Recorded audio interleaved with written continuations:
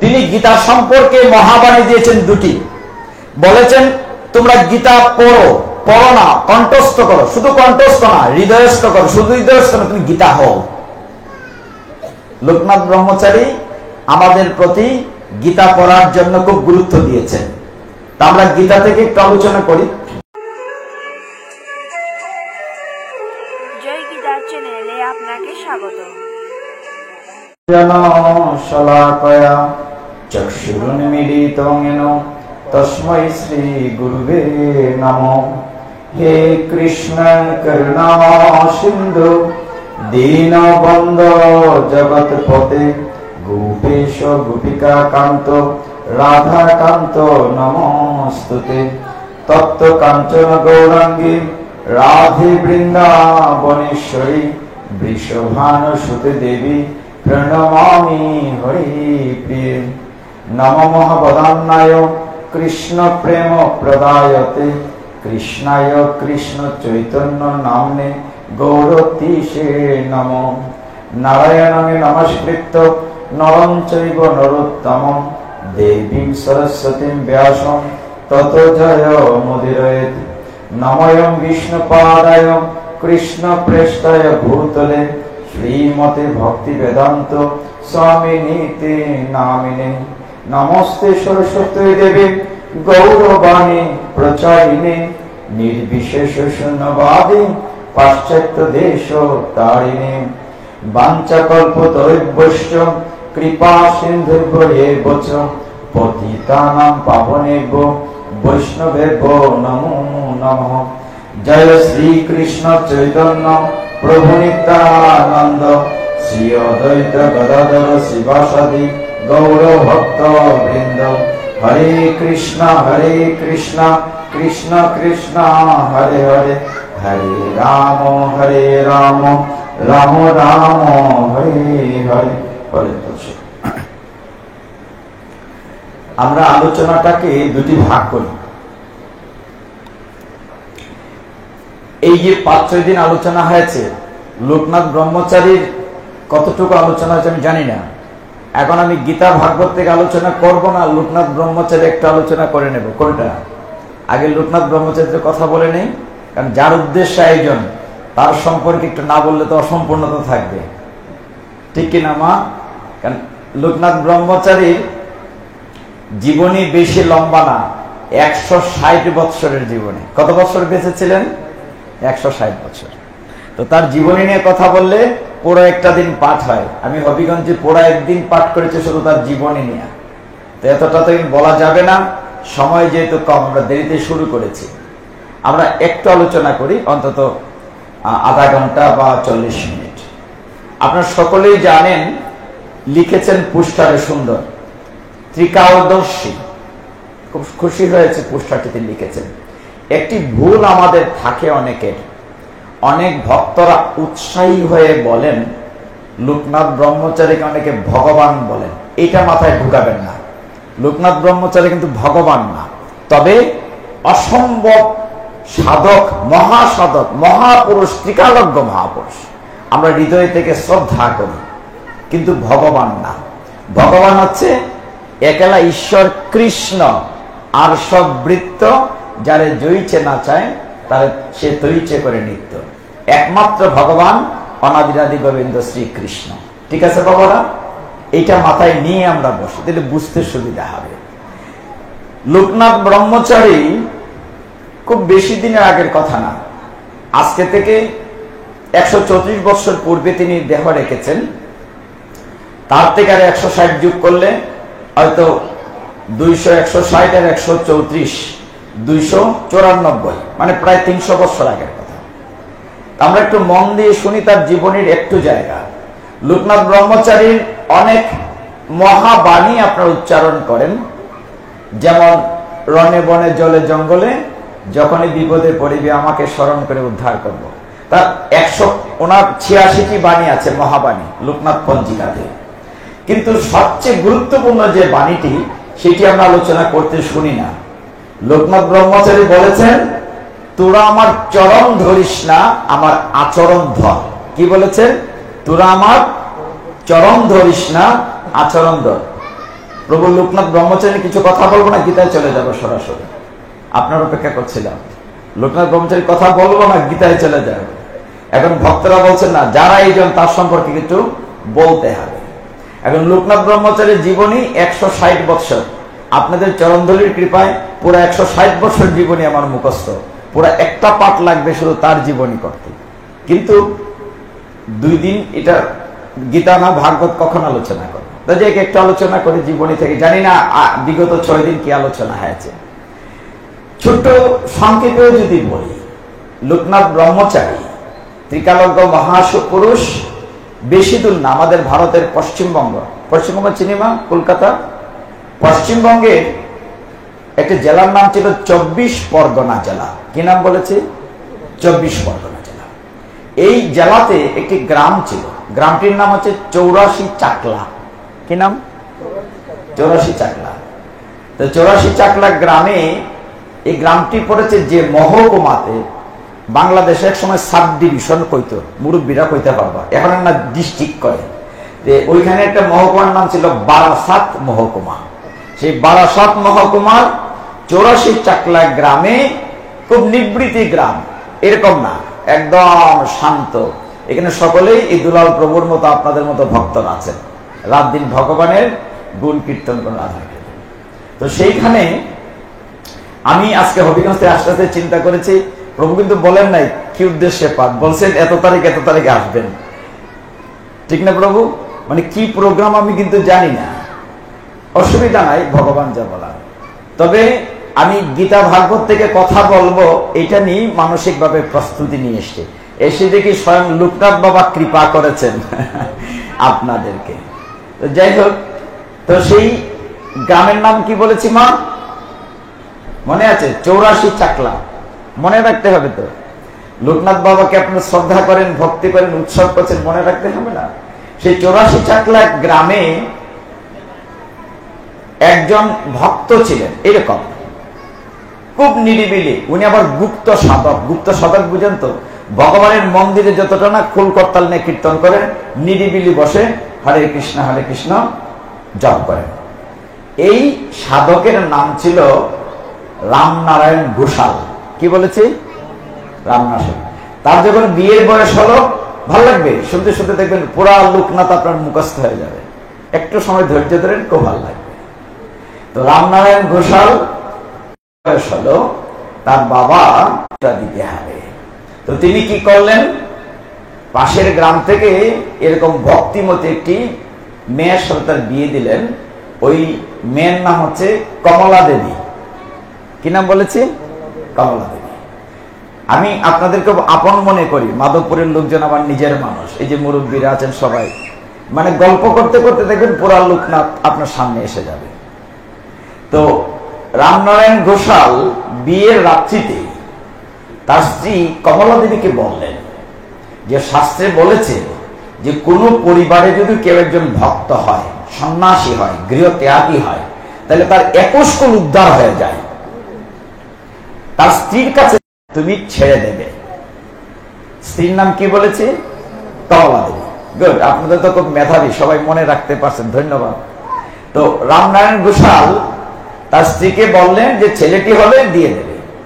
যথারীতি আমি কিন্তু আজকে তার জীবনী হবিগঞ্জ বগলা বাজার গোপাল কি চায় ছেলেটিকে ঘর থেকে ছেড়ে দেবে বনে জঙ্গলে, তিনি দিলেন না। রামনারায়ণ ঘোষাল অপেক্ষা করেন। দ্বিতীয় সন্তান হলো, দিলেন না। তৃতীয় পুত্র হলো, দিলেন না। চতুর্থ পুত্র যখন পৃথিবীতে আসলো, 1137-এর কথা, আজকে থেকে 194 বৎসর আগের কথা, চমৎকার একটি সন্তান তাদের ঘর আলো করে এলো। রামনারায়ণ ঘোষাল এবং কমলা দেবী, সমস্ত ঘর আলোকিত। দেবশিশু দেখি অবাক হচ্ছেন। যেদিন লোকনাথ জন্ম নিলেন সেই দিন ছিল অনাদিরাদি গোবিন্দের জন্মতিথি, জন্মাষ্টমী। তাহলে লোকনাথ কোন দিন জন্ম নিলেন? ভগবানের জন্মাষ্টমীর দিন। মনে থাকবে তো? জন্মাষ্টমীর দিন। লোকনাথ ব্রহ্মচারী জন্মাষ্টমীর দিন যখন পৃথিবীতে আসলেন, কমলা দেবীর মনের ভিতরে একটা মানে চাইন দিল যে এই ছেলেটাই বোধহয় সেই ছেলে যাকে ছেড়ে দিতে হবে। স্বামীকে ডাকলেন। রামনারায়ণ ঘোষাল এসে বললেন, হ্যাঁ আর তোমাকে ছাড়ছি না। এই নিয়ে 3টা ছেলে চলে গেল, তুমি কথা দিয়ে রাখোনি, এই ছেলেটিকে জগৎবাসীর কল্যাণের জন্য, নিজের জন্য না, আমাদের জন্য, জগৎবাসীর কল্যাণের জন্য ছেড়ে দিতে হবে। তো লোকনাথ ব্রহ্মচারী ছোটবেলা থেকে, তখনও ব্রহ্মচারী হন নাই, লোকনাথ। তো লোকনাথের সমবয়সী তার একটি বন্ধু ছিল পাশের গ্রাম কচুয়াতে। এই ছেলেটির নাম ছিল বেনি মাধব। কি বলেছি? লোকনাথের বন্ধুর নাম বেনি মাধব। তো দুইজনের সাথে খেলা করে, একসাথে দৌড়াদৌড়ি করে। কিন্তু লোকনাথ কি করতেন? এই ভগবানের শিবের মূর্তি তৈরি করে ভগবানের গুণ কীর্তন করতেন, আনন্দ করতেন। সবচেয়ে আনন্দের বিষয় এই, সেই লোকনাথ ব্রহ্মচারী যখন আরেকটু বড় হলেন, তিনি যখন 6, 7, 8, 9 বৎসর হলো, তখন তার পিতা রামনারায়ণ ঘোষাল খুঁজছেন ভালো একজন গুরুদেব, যার হাত ধরে লোকনাথকে তিনি উপনয়ন এবং সন্ন্যাস দেবেন। খুঁজতে খুঁজতে লোকনাথের বাড়ি কোন গ্রামে ছিল মনে আছে আপনাদের? 84 চাকলা। তো সেই গ্রামের পাশে আরেকটা গ্রাম ছিল, তার নাম ছিল কাকরা। কি নাম? গ্রামের নাম কাকরা। সেই গ্রামে ভগবান গাঙ্গুলি নামে একজন মহা সাধক ছিলেন। ভগবান গাঙ্গুলি খুব শাস্ত্রে জ্ঞানী।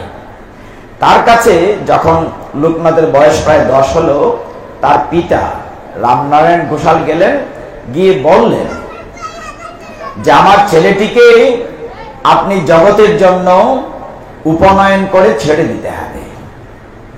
তখন 10 বৎসর। তিনি বললেন এত অল্প বয়সে সন্ন্যাস হয় না, আরো কিছুদিন যাক। আরো 1 বছর চলে গেল। 1 বছর পরে ভগবান গাঙ্গুলি কি করলেন? যথারীতি, যেমন আজকে এখানে আমরা মাধবপুর, অত্যন্ত গুরুত্বপূর্ণ যে জায়গাটি, মাধবপুরের কাঠিয়ারা এবং শ্রী শ্রী রাধা গোবিন্দ মন্দির প্রাঙ্গণে বসেছি, এরকম একটি মন্দির ছিল তাদের বাড়িতেও। রামনারায়ণ ঘোষাল যথারীতি যখন ভগবান গাঙ্গুলিকে অনুরোধ করলেন, গুরুজি ভগবান গাঙ্গুলি আসলেন রামনারায়ণের বাড়িতে। বেনি মাধব মানে লোকনাথের বন্ধু, বেনি মাধব বলল আমিও সন্ন্যাস নেব, তোমার সাথে বাইরে যাব। বেনি মাধবের মা কাঁদে, বাবা কাঁদে, এই ছেলে তুমি কোথায় যাবে? সন্ন্যাস হলে ঠিক আছে নাকি? বনে জঙ্গলে কোথায় থাকবে, কোথায় খাবে? বলছে না না, আমিও যাব। খুব জিদ ধরল বেনি মাধব। ভগবান গাঙ্গুলি গুরুজি রাজি হলেন, ঠিক আছে, তোমরা দুইজনকেই আমি সঠিক পথে নিয়ে যাব। যথারীতি যখন 11 বৎসর বয়স হলো, একটু খেয়াল করুন, দুটি 11 বৎসরের ছেলে মাথা মুন্ডন করা হলো। কত বৎসর? 11 বছর। দুটি 11 বছরের ছেলে মাথা মুন্ডন করা হলো। তাদেরকে উপবিত পড়িয়ে যজ্ঞস্থলিতে দাঁড় করানো হলো। ভগবান গাঙ্গুলি, গুরুজি ভগবান গাঙ্গুলি দরাজ গলায় বৈদিক মন্ত্র উচ্চারণ করলেন, যজ্ঞ করলেন, চারদিক আলোকিত হলো, তাদের উপনয়ন দিলেন। যখন সমস্ত অনুষ্ঠান শেষ হলো, তখন চিন্তা করলেন প্রথম কাজটি হচ্ছে ভিক্ষা করা। কি কাজ? ভিক্ষা করা। কার কাছে করতে হবে? মা বাবার কাছে। এই দৃশ্যটা মায়ের একটু খেয়াল করেন। লোকনাথ তার বাবার কাছে গেলেন, ভিক্ষাং দেহি। বাবা বুকে জড়িয়ে ধরলেন রামনারায়ণ ঘোষাল। চোখের জল টিপ টিপ করে পড়ছে লোকনাথের মাথায়, মুখে আওয়াজ করছেন না। কিন্তু যে মায়ের কাছে গেলেন, মা ভিক্ষাং দেহি, তখন মা নিজের চোখের জল আটকাতে পারলেন না, হাও মাও করে কেঁদে উঠলেন। তিনি মায়ের মন্ত্র যে এই ছোট্ট ছেলেটিকে বনে বাজারে জঙ্গলে কোথায় ছেড়ে দেব ঠিক নাই, কোত্থেকে কোথায় যাবে। যা হোক, যথারীতি দুটি ছেলে পিতা মাতার কাছ থেকে বিদায় নিয়ে ভগবান গাঙ্গুলি গুরু মহারাজ বললেন যে আজকে আমি তাদেরকে নিয়ে গৃহ ত্যাগ করে চলে যাব। দুটি শিষ্য গুরুদেব ভগবান গাঙ্গুলি নিয়ে রওনা হলেন। দুটি বালক, কত বছর বয়স? 11 বছর। কত বছর বয়স? 11 বছর বয়সে সন্ন্যাস দীক্ষা নিয়ে চলে গেলেন। যেতে যেতে প্রথম গেলেন কলকাতার গঙ্গার তীরে, যেখানে মায়ের মন্দির কালীঘাট। কোথায় গেলেন? কালীঘাটে। কালীঘাটে এখন যেরকমটা আছে আপনারা দেখেন, এত পরিষ্কার ছিল না। আজকে থেকে প্রায় 300 বছর আগের কথা। গভীর জঙ্গল ছিল, ব্রিটিশ শাসন তখন। সেখানে গভীর জঙ্গল ছিল। তো কালীঘাটে মায়ের মন্দিরে যে কোনো সাধন ভজন মাতৃশক্তি দিয়ে শুরু করতে হয়, গুরুজি বুঝালেন। তো ভগবান গাঙ্গুলি, এই চৈত্রমণির আমরা কথা না বলে চুপচাপ বসি, তোমাদের জন্য আমরা গল্প বলছি, খুব মজার গল্প, লোকনাথের গল্প। তো মাতৃপীঠে ভগবান গাঙ্গুলি দুটি ছেলেকে নিয়ে গেলেন, কিন্তু অবাক করার ঘটনা কি, সেই মায়ের মন্দিরে আরো যারা এরকম বয়স্ক সন্ন্যাসীরা ছিলেন, জটা আছে, কৌপিন পরা, ওই দুটি বালক গিয়ে কারো জটা ধরে টান মারে, কারো নেংটি ধরে টান মারে। ছোট বালক তো, ওরা সাধন ভজন করতেছে, ধ্যান করতেছে, সেই সন্ন্যাসীদেরকে বিরক্ত করতেছে। তখন ভগবান গাঙ্গুলি ক্ষমা চান যে আপনার মনে কিছু নেবেন না, নবীন বালক। আর ওদেরকে বুঝালেন, দেখো এই কাজটা করা ভালো না, তোমরা একদিন এরকম বুড়ো হবে, তোমাদেরকে মানুষ এরকম করবে, করে না। কিছুদিন কালীঘাটে থাকার পরে বলে যে চলো আমরা একটু দূরে যাই, এটি গ্রামের দিকে, পাহাড়ের দিকে। যেতে যেতে আমি এটা একটু সংক্ষেপ করি, বলানো যাবে না। তিনি এমন একটি জায়গায় নিয়ে গেলেন তাদের গুরুজি ভগবান গাঙ্গুলি, একটি হইচই করা মাধবপুরের বাজারের মতো, বাজারের মাঝখানে। কেন নিয়ে গেলেন? যে চারদিকে কোলাহলের ভিতরেও তোমার মনোযোগ আছে কিনা সাধনের জন্য পরীক্ষা করার জন্য। আরো কিছুদিন পরে আরেকটু জঙ্গলের দিকে নিয়ে গেলেন। একদিন লোকনাথ দেখলেন তার শরীরে পিঁপড়া কামড়াচ্ছে। বেনি মাধব, লোকনাথের বন্ধু, তিনিও দেখলেন তার গায়ে পিঁপড়া কামড়াচ্ছে। ব্যাপারটা নাকি, পিঁপড়া কামড়াচ্ছে কেন? চোখ আর করে দেখলেন লোকনাথ, তাদেরকে আসনে ধ্যানে বসিয়ে গুরুদেব তার চারদিকে মিশ্রি আর চিনি নিয়ে দিয়ে যাচ্ছেন, যাতে করে পিঁপড়া এসে তাদেরকে কামড়ায়। গুরুদেবকে বলেন, আপনি এটা করছেন কি? বলে, দেখছি তোমাদের মনোযোগ কতটুকু দৃঢ় আছে। এই জন্যই বলছি, লোকনাথ ব্রহ্মচারীর 86টা বাণীর মধ্যে সবচেয়ে আমার যে বাণীটি ভালো লাগে, তিনি বলছেন, গীতা নিয়ে তিনি 2 জায়গায় বাণী বলেছেন, মহাবাণী। লোকনাথ ব্রহ্মচারী বলেছেন যে তোমরা নিয়মিত গীতা পড়ো, শুধু গীতা পড়লেই হবে না। লোকনাথ বলেছেন গীতা তোমার কণ্ঠস্থ করো, গীতা তোমার হৃদয়ে ঢুকাও, তুমি গীতা হয়ে যাও, তুমি গীতার আলোকে আলোকিত হও, লোকনাথ ব্রহ্মচারী বলেছেন। কিন্তু আমরা কোনটা খালি বলি, রনে বনে জলে জঙ্গলে না। তিনি সবচেয়ে গুরুত্বপূর্ণ যে কথাটি বলেছেন গীতা নিয়ে 2টি কথা, আরো কিছু কথা বলেছেন মহাবাণীতে, যে তোমরা গরিবদেরকে, অসহায়কে খাওয়াও, অন্ন দাও, সাহায্য করো। অসহায় গরিবদেরকে সাহায্য করলে বুঝবো তুমি আমাকে সাহায্য করেছো। লোকনাথ বাবুর এই শিক্ষাগুলো নিতে হবে। আর যে কথা নিয়ে আলোচনায় ঢুকেছি, লোকনাথ বাবু বলেছেন, তোরা আমার চরণ ধরিস না, তোরা আমার আচরণ ধর। তার মানে কি, তিনি কিভাবে ট্রেনিং দিয়ে দিয়ে এত বড় মহারাজ, এত বড় ব্রহ্মচারী হয়েছে, এই কথাটি বলছি। তিনি যখন দেখলেন পিঁপড়া আক্রমণ করছে, গুরুজি বললেন যে কেন দিচ্ছি মিষ্টি, যাতে করে তোমাদের মনোযোগ সাধনায় আছে কিনা পরীক্ষা করার জন্য আমি ইচ্ছে করে তোমাদের চারপাশে চিনি মিশ্রি দিয়ে যাই। এইভাবে চললো কিছুদিন। লোকনাথ বললেন, গুরুমা মহারাজ, আমরা যে এখানে আছি, আমাদের বাড়ির একদম কাছে, বাড়ি থেকে মা খাবার পাঠায়, যদি বাড়ি থেকে খাবারই পাঠায় তাহলে আমরা সন্ন্যাসী কেন হলাম? আমরা আর দূরে চলে যাব, গভীর জঙ্গলে চলে যাব, যেখানে বাড়ির লোক আমাদেরকে জানবে না। ভগবান গাঙ্গুলি বলেন, কথা তো ঠিকই বলেছ, তাহলে তো গভীর বনে যেতে হবে। যখন অনেক দূরে গিয়ে তখন লোকনাথ বললেন, কই আপনি তো আমাদেরকে বই পুস্তক পড়াচ্ছেন না, আমাদেরকে যে সাধন ভজন, বলে বই পুস্তক পড়ে সাধন ভজন করে সময় নষ্ট করার দরকার নাই। ভগবান গাঙ্গুলি বললেন, আমি সারা জীবন লেখাপড়া করে সাধন ভজন করে যে জ্ঞান অর্জন করেছি, ব্রহ্মকে জানার জন্য, সাধনায় সিদ্ধি লাভ করার জন্য আমার জ্ঞানটা আমি তোমাদেরকে তিল তিল করে দিয়ে যাচ্ছি। শুরু হলো তপস্যা। খুব খেয়াল করেন, এইটুকু তপস্যা আমরা করতে পারি কিনা। আরে লোকনাথ ব্রহ্মচারী তো এমনি এমনি লোকনাথ ব্রহ্মচারী হন নাই। ওই যে বললাম, কি করেছেন, কি আচরণ করেছেন। শুরু হলো কঠিন তপস্যা। লোকনাথ ব্রহ্মচারীকে নিয়ে এক জায়গায় তার বেনি মাধবকে নিয়ে সাধন ভজন শুরু হলো। প্রথম শুরু হলো আপনার নক্তব্রত। নক্তব্রত বুঝেন? কয়েক মাস নক্তব্রত মানে সারাদিন কিছু খাবেন না, এক বেলা খাবেন, হবিষান্ন। এইভাবে চললো কিছুদিন। তারপর চললো একান্তর ব্রত। একান্তর ব্রত কি? একদিন খাবে, একদিন উপবাস, মানে একান্তর ব্রত। একদিন কিছু খাবে না, পরের দিন। তারপর শুরু হলো ত্রিরাত্র ব্রত। ত্রিরাত্র মানে 3 দিন উপবাস, চতুর্থ দিন নিজেরা মিলাই নিয়েন। আমরা একদিন একাদশী করলেই পরের দিন কি অবস্থা হয়। ত্রিরাত্র ব্রত, 3 দিন উপবাস, চতুর্থ দিন খাবে। এইভাবে চললো কিছুদিন। কি খাবে জানেন? আমাদের মতো ওই থাল ভর্তি অন্ন প্রসাদ না, ওই তিল দিয়ে হবিষান্ন। তারপরে শুরু হলো পঞ্চাহ ব্রত, মানে 5 দিন উপবাস, ষষ্ঠ দিন খাবে। তারপর হলো দশাহ ব্রত, 10 দিন খাবে না। তারপরে দ্বাদশাহ ব্রত, 12 দিন না খেয়ে।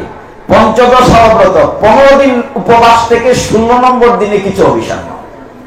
সর্বশেষ শুরু হলো মাসাহ ব্রত, মানে 30 দিন উপবাস। একটু কল্পনা করুন না, পুরা 1 মাস কিচ্ছুটি খায় নাই, তারপরে একটু তিল জল গ্রহণ করলেন, হবিষান্ন। 2 বার এই পরীক্ষার পরে লোকনাথ পাশ করলেন, বেনি মাধব 3য় বার ফেল করলেন। চারটিখানি কথা না, কি আচরণ করেছেন? মানে এই যে বলছি তো, চরম ধরিস না, আচরণ ধর। কি আচরণ করেছেন ব্রহ্মচারী? তখনও লোকনাথ ব্রহ্মচারী নাম প্রচার হয় নাই। যখন এইরকম মাসাহ ব্রত চলল, দুজনের যখন পরীক্ষা শেষ হলো, তাদেরকে নিয়ে আরো গভীর বনে গেলেন। কোথায়? একদম হিমালয়ে। হিমালয়ে গিয়ে, গহীন হিমালয়ে, যেখানে হিম শীতল, মানে ঠান্ডা থেকে আরো ঠান্ডা, সেই সকল হিম শীতল এমন গভীর হিমালয়ে জায়গা আছে যেখানে আলো প্রবেশ করে না, অন্ধকার। সেই অন্ধকার জায়গায় লোকনাথ ব্রহ্মচারী এবং বেনি মাধবকে নিয়ে তাদের গুরুদেব ভগবান গাঙ্গুলি একদম গভীর হিমালয়ে, প্রচন্ড হিমবাহ, মাসের পরে মাস, বৎসরের পর বৎসর তপস্যা করতে করতে যখন বয়স 80 বৎসর হল, তখন তিনি সাধনে সিদ্ধি লাভ করেন। কত বৎসর বয়সে? 80 বৎসর বয়সে। অতঃপর গুরুদেব বললেন যে চলো আমরা বেড়াতে যাই, মানে সারা পৃথিবী ভ্রমণে। এখন তো বিমান আছে, জাহাজ আছে, গাড়ি ঘোড়া আছে। গুরুজি তার 2 শিষ্যকে নিয়ে, বেনি মাধব এবং লোকনাথকে নিয়ে হাঁটতে হাঁটতে সেই সুদূর মক্কা মদিনা গেলেন। কোথায় গেলেন? Mecca Medina. যাওয়ার পথে তিনি আব্দুল গফুরের সাথে দেখা হলো, একজন মুসলিম সাধক। তিনি 450 বছর বেঁচে ছিলেন। তার কাছ থেকে তিনি কোরআন সম্পর্কে শিক্ষা নিয়েছিলেন। ওইখান থেকে ঘুরে এসে আবার আরবে গেলেন, ইসরায়েল গেলেন। আমি তার একটু সংক্ষেপ করছি, আমি গীতায় ঢুকবো বলে। মানে আমি জানি না কিন্তু লোকনাথ বাবার অনুষ্ঠান যে আজকে, যাই হোক, মানে পুরা জীবনী নিয়ে আলোচনা আমি হবিগঞ্জে করেছি, প্রভুকে বলেছি পুরা 4 ঘন্টা জীবনী তার নিয়ে আলোচনা করেছি। আমি কেন 1 ঘন্টার ভিতরে শেষ করবো। তো সেই আরবে গেলেন, এই যে ইসরায়েল যেখানে যুদ্ধ হচ্ছে, ইসরায়েল গেলেন, তারপরে ইউরোপে গেলেন, ফ্রান্স গেলেন। সব দেশ ঘুরে যখন প্রায় আসলেন, তখন তাদের গুরুদেব ভগবান গাঙ্গুলি বললেন, হে লোকনাথ, আমার শরীরটা তো ভালো যাচ্ছে না। তখন তারা ঠিকই খেয়াল করলো শিষ্য দুটি, আইরে তাদেরকে শিক্ষা দেওয়ার জন্য গুরুদেব যে কত ত্যাগ করেছেন, 2টি শিষ্যকে শিক্ষা দেওয়ার জন্য সারা জীবন নিজের শরীর দিকে খেয়াল করেন নাই। তখন বললেন যে চলো আমরা একটু ঘুরে যাই, নিচের দিকে যাই। কোথায় যাব? যে চলো আমরা গঙ্গার তীরে যাই, কাশীঘাট যাই। তো 2টি শিষ্যকে নিয়ে গুরুদেব আসলেন ভগবান গাঙ্গুলি। সেইখানে এসে পরিচয় হলো, তাকে বলা হয় চলন্ত শিব ত্রৈলিঙ্গ স্বামী। কি নাম বলেছি? অনেকগুলো নাম বলছে, কিন্তু শুরু থেকে একেবারে রামনারায়ণ ঘোষাল থেকে, কমলা দেবী থেকে শুরু করে সেই কচুয়া থেকে, 84 চাকলা থেকে অনেক নাম বলে যাচ্ছে। শেষে দেখি কথাটা মনে রাখতে পারেন। তো সেই কাশীঘাটে গিয়ে গঙ্গার তীরে, গঙ্গার একটা ঘাট ছিল, ঘাটটির নাম হচ্ছে মণিকর্ণিকা। ঘাটটির নাম কি বলেছে? মণিকর্ণিকা। তো গুরুদেব প্রতিদিন, ভগবান গাঙ্গুলি বয়স হয়েছে প্রায় 150 বৎসর, তিনি দুটি শিষ্যকে সমঝিয়ে দিলেন ত্রিলঙ্গ স্বামীর কাছে। ত্রিলঙ্গ স্বামীকে বলা হয় চলন্ত শিব। চলন্ত শিব কেন বলা হয়? এই দেখা যায় এখানে, ওই দেখা যায় এখানে। তো তাকে বললেন যে দেখো, আমার বয়স তো শেষ, আমি দুটি বালক, তাদের বয়স প্রায় 100 হয়ে গেছে, কিন্তু দুটি বলছেন দুটি বালক, কারণ গুরুদেবের কাছে তো সন্তান। বলছেন দুটি বালককে তোমাদের হাতে সমঝিয়ে দিচ্ছে, তোমার হাতে, ওকে দেখো ওদেরকে। তো প্রতিদিন তারা গঙ্গায় স্নান করতে যান, স্নান করে আসেন। একদিন সেই মণিকর্ণিকার ঘাটে গুরুদেব ভগবান গাঙ্গুলি স্নান করতে গেলেন, ফিরে আর আসেন না। অপেক্ষা করতে করতে মণিকর্ণিকার ঘাটে যখন দুইজন শিষ্য গেলেন, গিয়ে দেখলেন গঙ্গা তীরে ভগবান গাঙ্গুলি এরকম বসে আছে, ধ্যানস্থ বসে আছে। ব্যাপারটা কি? যে গায়ে ছুঁয়েছেন অমনি ঢলে পড়েছেন, অর্থাৎ ভগবান গাঙ্গুলি দেহ রেখেছেন। তো সেই ভগবান গাঙ্গুলি যখন দেহ রেখেছেন, সেই গঙ্গার তীরেই দুই শিষ্য পুত্রবৎ তারা শেষ কৃত্যানুষ্ঠান সম্পন্ন করেছে গঙ্গার তীরে। এখন ফিরে এসেছে, তখন তাদের গুরুদেবের বয়স 150 বৎসর। ভগবান গাঙ্গুলি দেহ রেখেছেন 150 বৎসর বয়সে। তখন ত্রৈলঙ্গ স্বামীর কাছে থাকেন লোকনাথ ব্রহ্মচারী এবং বেণী মাধব। কিছুদিন পরে তারা বলে যে চলো আমরা পরিব্রাজক হিসাবে বেড়াতে যাই। আবার সারা পৃথিবী ঘুরতে বেরোলেন। যেতে যেতে একবার চীন দেশের বর্ডারে গেলেন তিনজন, বেণী মাধব, লোকনাথ আর ত্রৈলঙ্গ স্বামী। চীন দেশের বর্ডারে যখন গেলেন, হিমালয়ের হিমবাহ পার হয়ে যাওয়ার পথে বর্ডারে চীন দেশের সৈন্যরা আটকালো, কিন্তু তাদের অলৌকিক ক্ষমতা দেখে ছেড়ে দিল। এইভাবে সমস্ত দেশ আবার মক্কা মদিনা সব ঘুরলেন। ঘুরতে ঘুরতে তারা বললেন যে চলো একটা কাজ করি, আমরা মহাপ্রস্থানের দিকে যাই। আপনাদের মনে আছে মহাপ্রস্থান কারা গিয়েছিলেন? পঞ্চপাণ্ডব। হিমালয়ের একদম গহীন হিমালয়ের দিক থেকে হেঁটে হেঁটে পঞ্চপাণ্ডব যুধিষ্ঠির, ভীম, অর্জুন, নকুল, সহদেব, দ্রৌপদী একটি কুকুর সহ স্বর্গে গিয়েছিলেন হেঁটে, মনে আছে? ঠিক ওই জায়গাটিতে ভগবান গাঙ্গুলির পরবর্তীতে যিনি ত্রৈলঙ্গ স্বামী, তিনি দুই শিষ্যকে নিয়ে একদম দুর্গম বরফ হাঁটতে যাচ্ছেন। আপনাদের মনে আছে মহাভারতের 18টি পর্বের মধ্যে একটি পর্বই আছে মহাপ্রস্থান পর্ব। সেখানে পঞ্চপাণ্ডব হেঁটে যাচ্ছিলেন স্বর্গে, মনে আছে আপনাদের? আমরা সবসময় যেটা মনে রাখি, এই জায়গায় চমৎকার একটি মন্দির আছে রাধাগণীদের। ভগবান কিন্তু অহংকারীকে পছন্দ করেন না, করেন কি না? এই জন্য ভগবানের নামই হচ্ছে দর্পহারী মধুসূদন। ভগবানের কি নাম? দর্পহারী, মানে অহংকার পছন্দ করেন না। ত্রুটি বিচ্যুতি থাকলে আপনি অভীষ্ট লক্ষ্যে যেতে পারবেন না। যখন এই পঞ্চপাণ্ডব তাদের স্ত্রী সহ যাচ্ছিলেন, মনে আছে আপনাদের? সবার পিছনে দ্রৌপদী। কিছুদিন যাওয়ার পরে দ্রৌপদী বরফে পড়ে গিয়েছে। যুধিষ্ঠিরের পরে ভীম চিৎকার করে বলছিল, দাদা আমাদের সকলের সতীসাধ্যী স্ত্রী দ্রৌপদী কি আমাদের সাথে স্বর্গে যাবে না? যুধিষ্ঠির একটু পিছেও তাকান নাই, বউয়ের জন্য একটু কান্দাকাটিও করেন নাই। তিনি বলেন না, দ্রৌপদী আসতে পারবে না, দ্রৌপদীর ত্রুটি আছে। ত্রুটি কি? দ্রৌপদীর আমরা হচ্ছি 5 জন স্বামী, কিন্তু দ্রৌপদী অর্জুনকে একটু বেশি ভালোবাসত, পক্ষপাতিত্ব ছিল, এই কারণে সে আসতে পারবে না। আরো কিছুক্ষণ যাওয়ার পরে সহদেব পড়ে গিয়েছে। তো ভীম চিৎকার করে বলছে, দাদা তুমি এই সৎ ভাই, ওরা কিন্তু 5 ভাই, 1 মায়ের ঘরে না।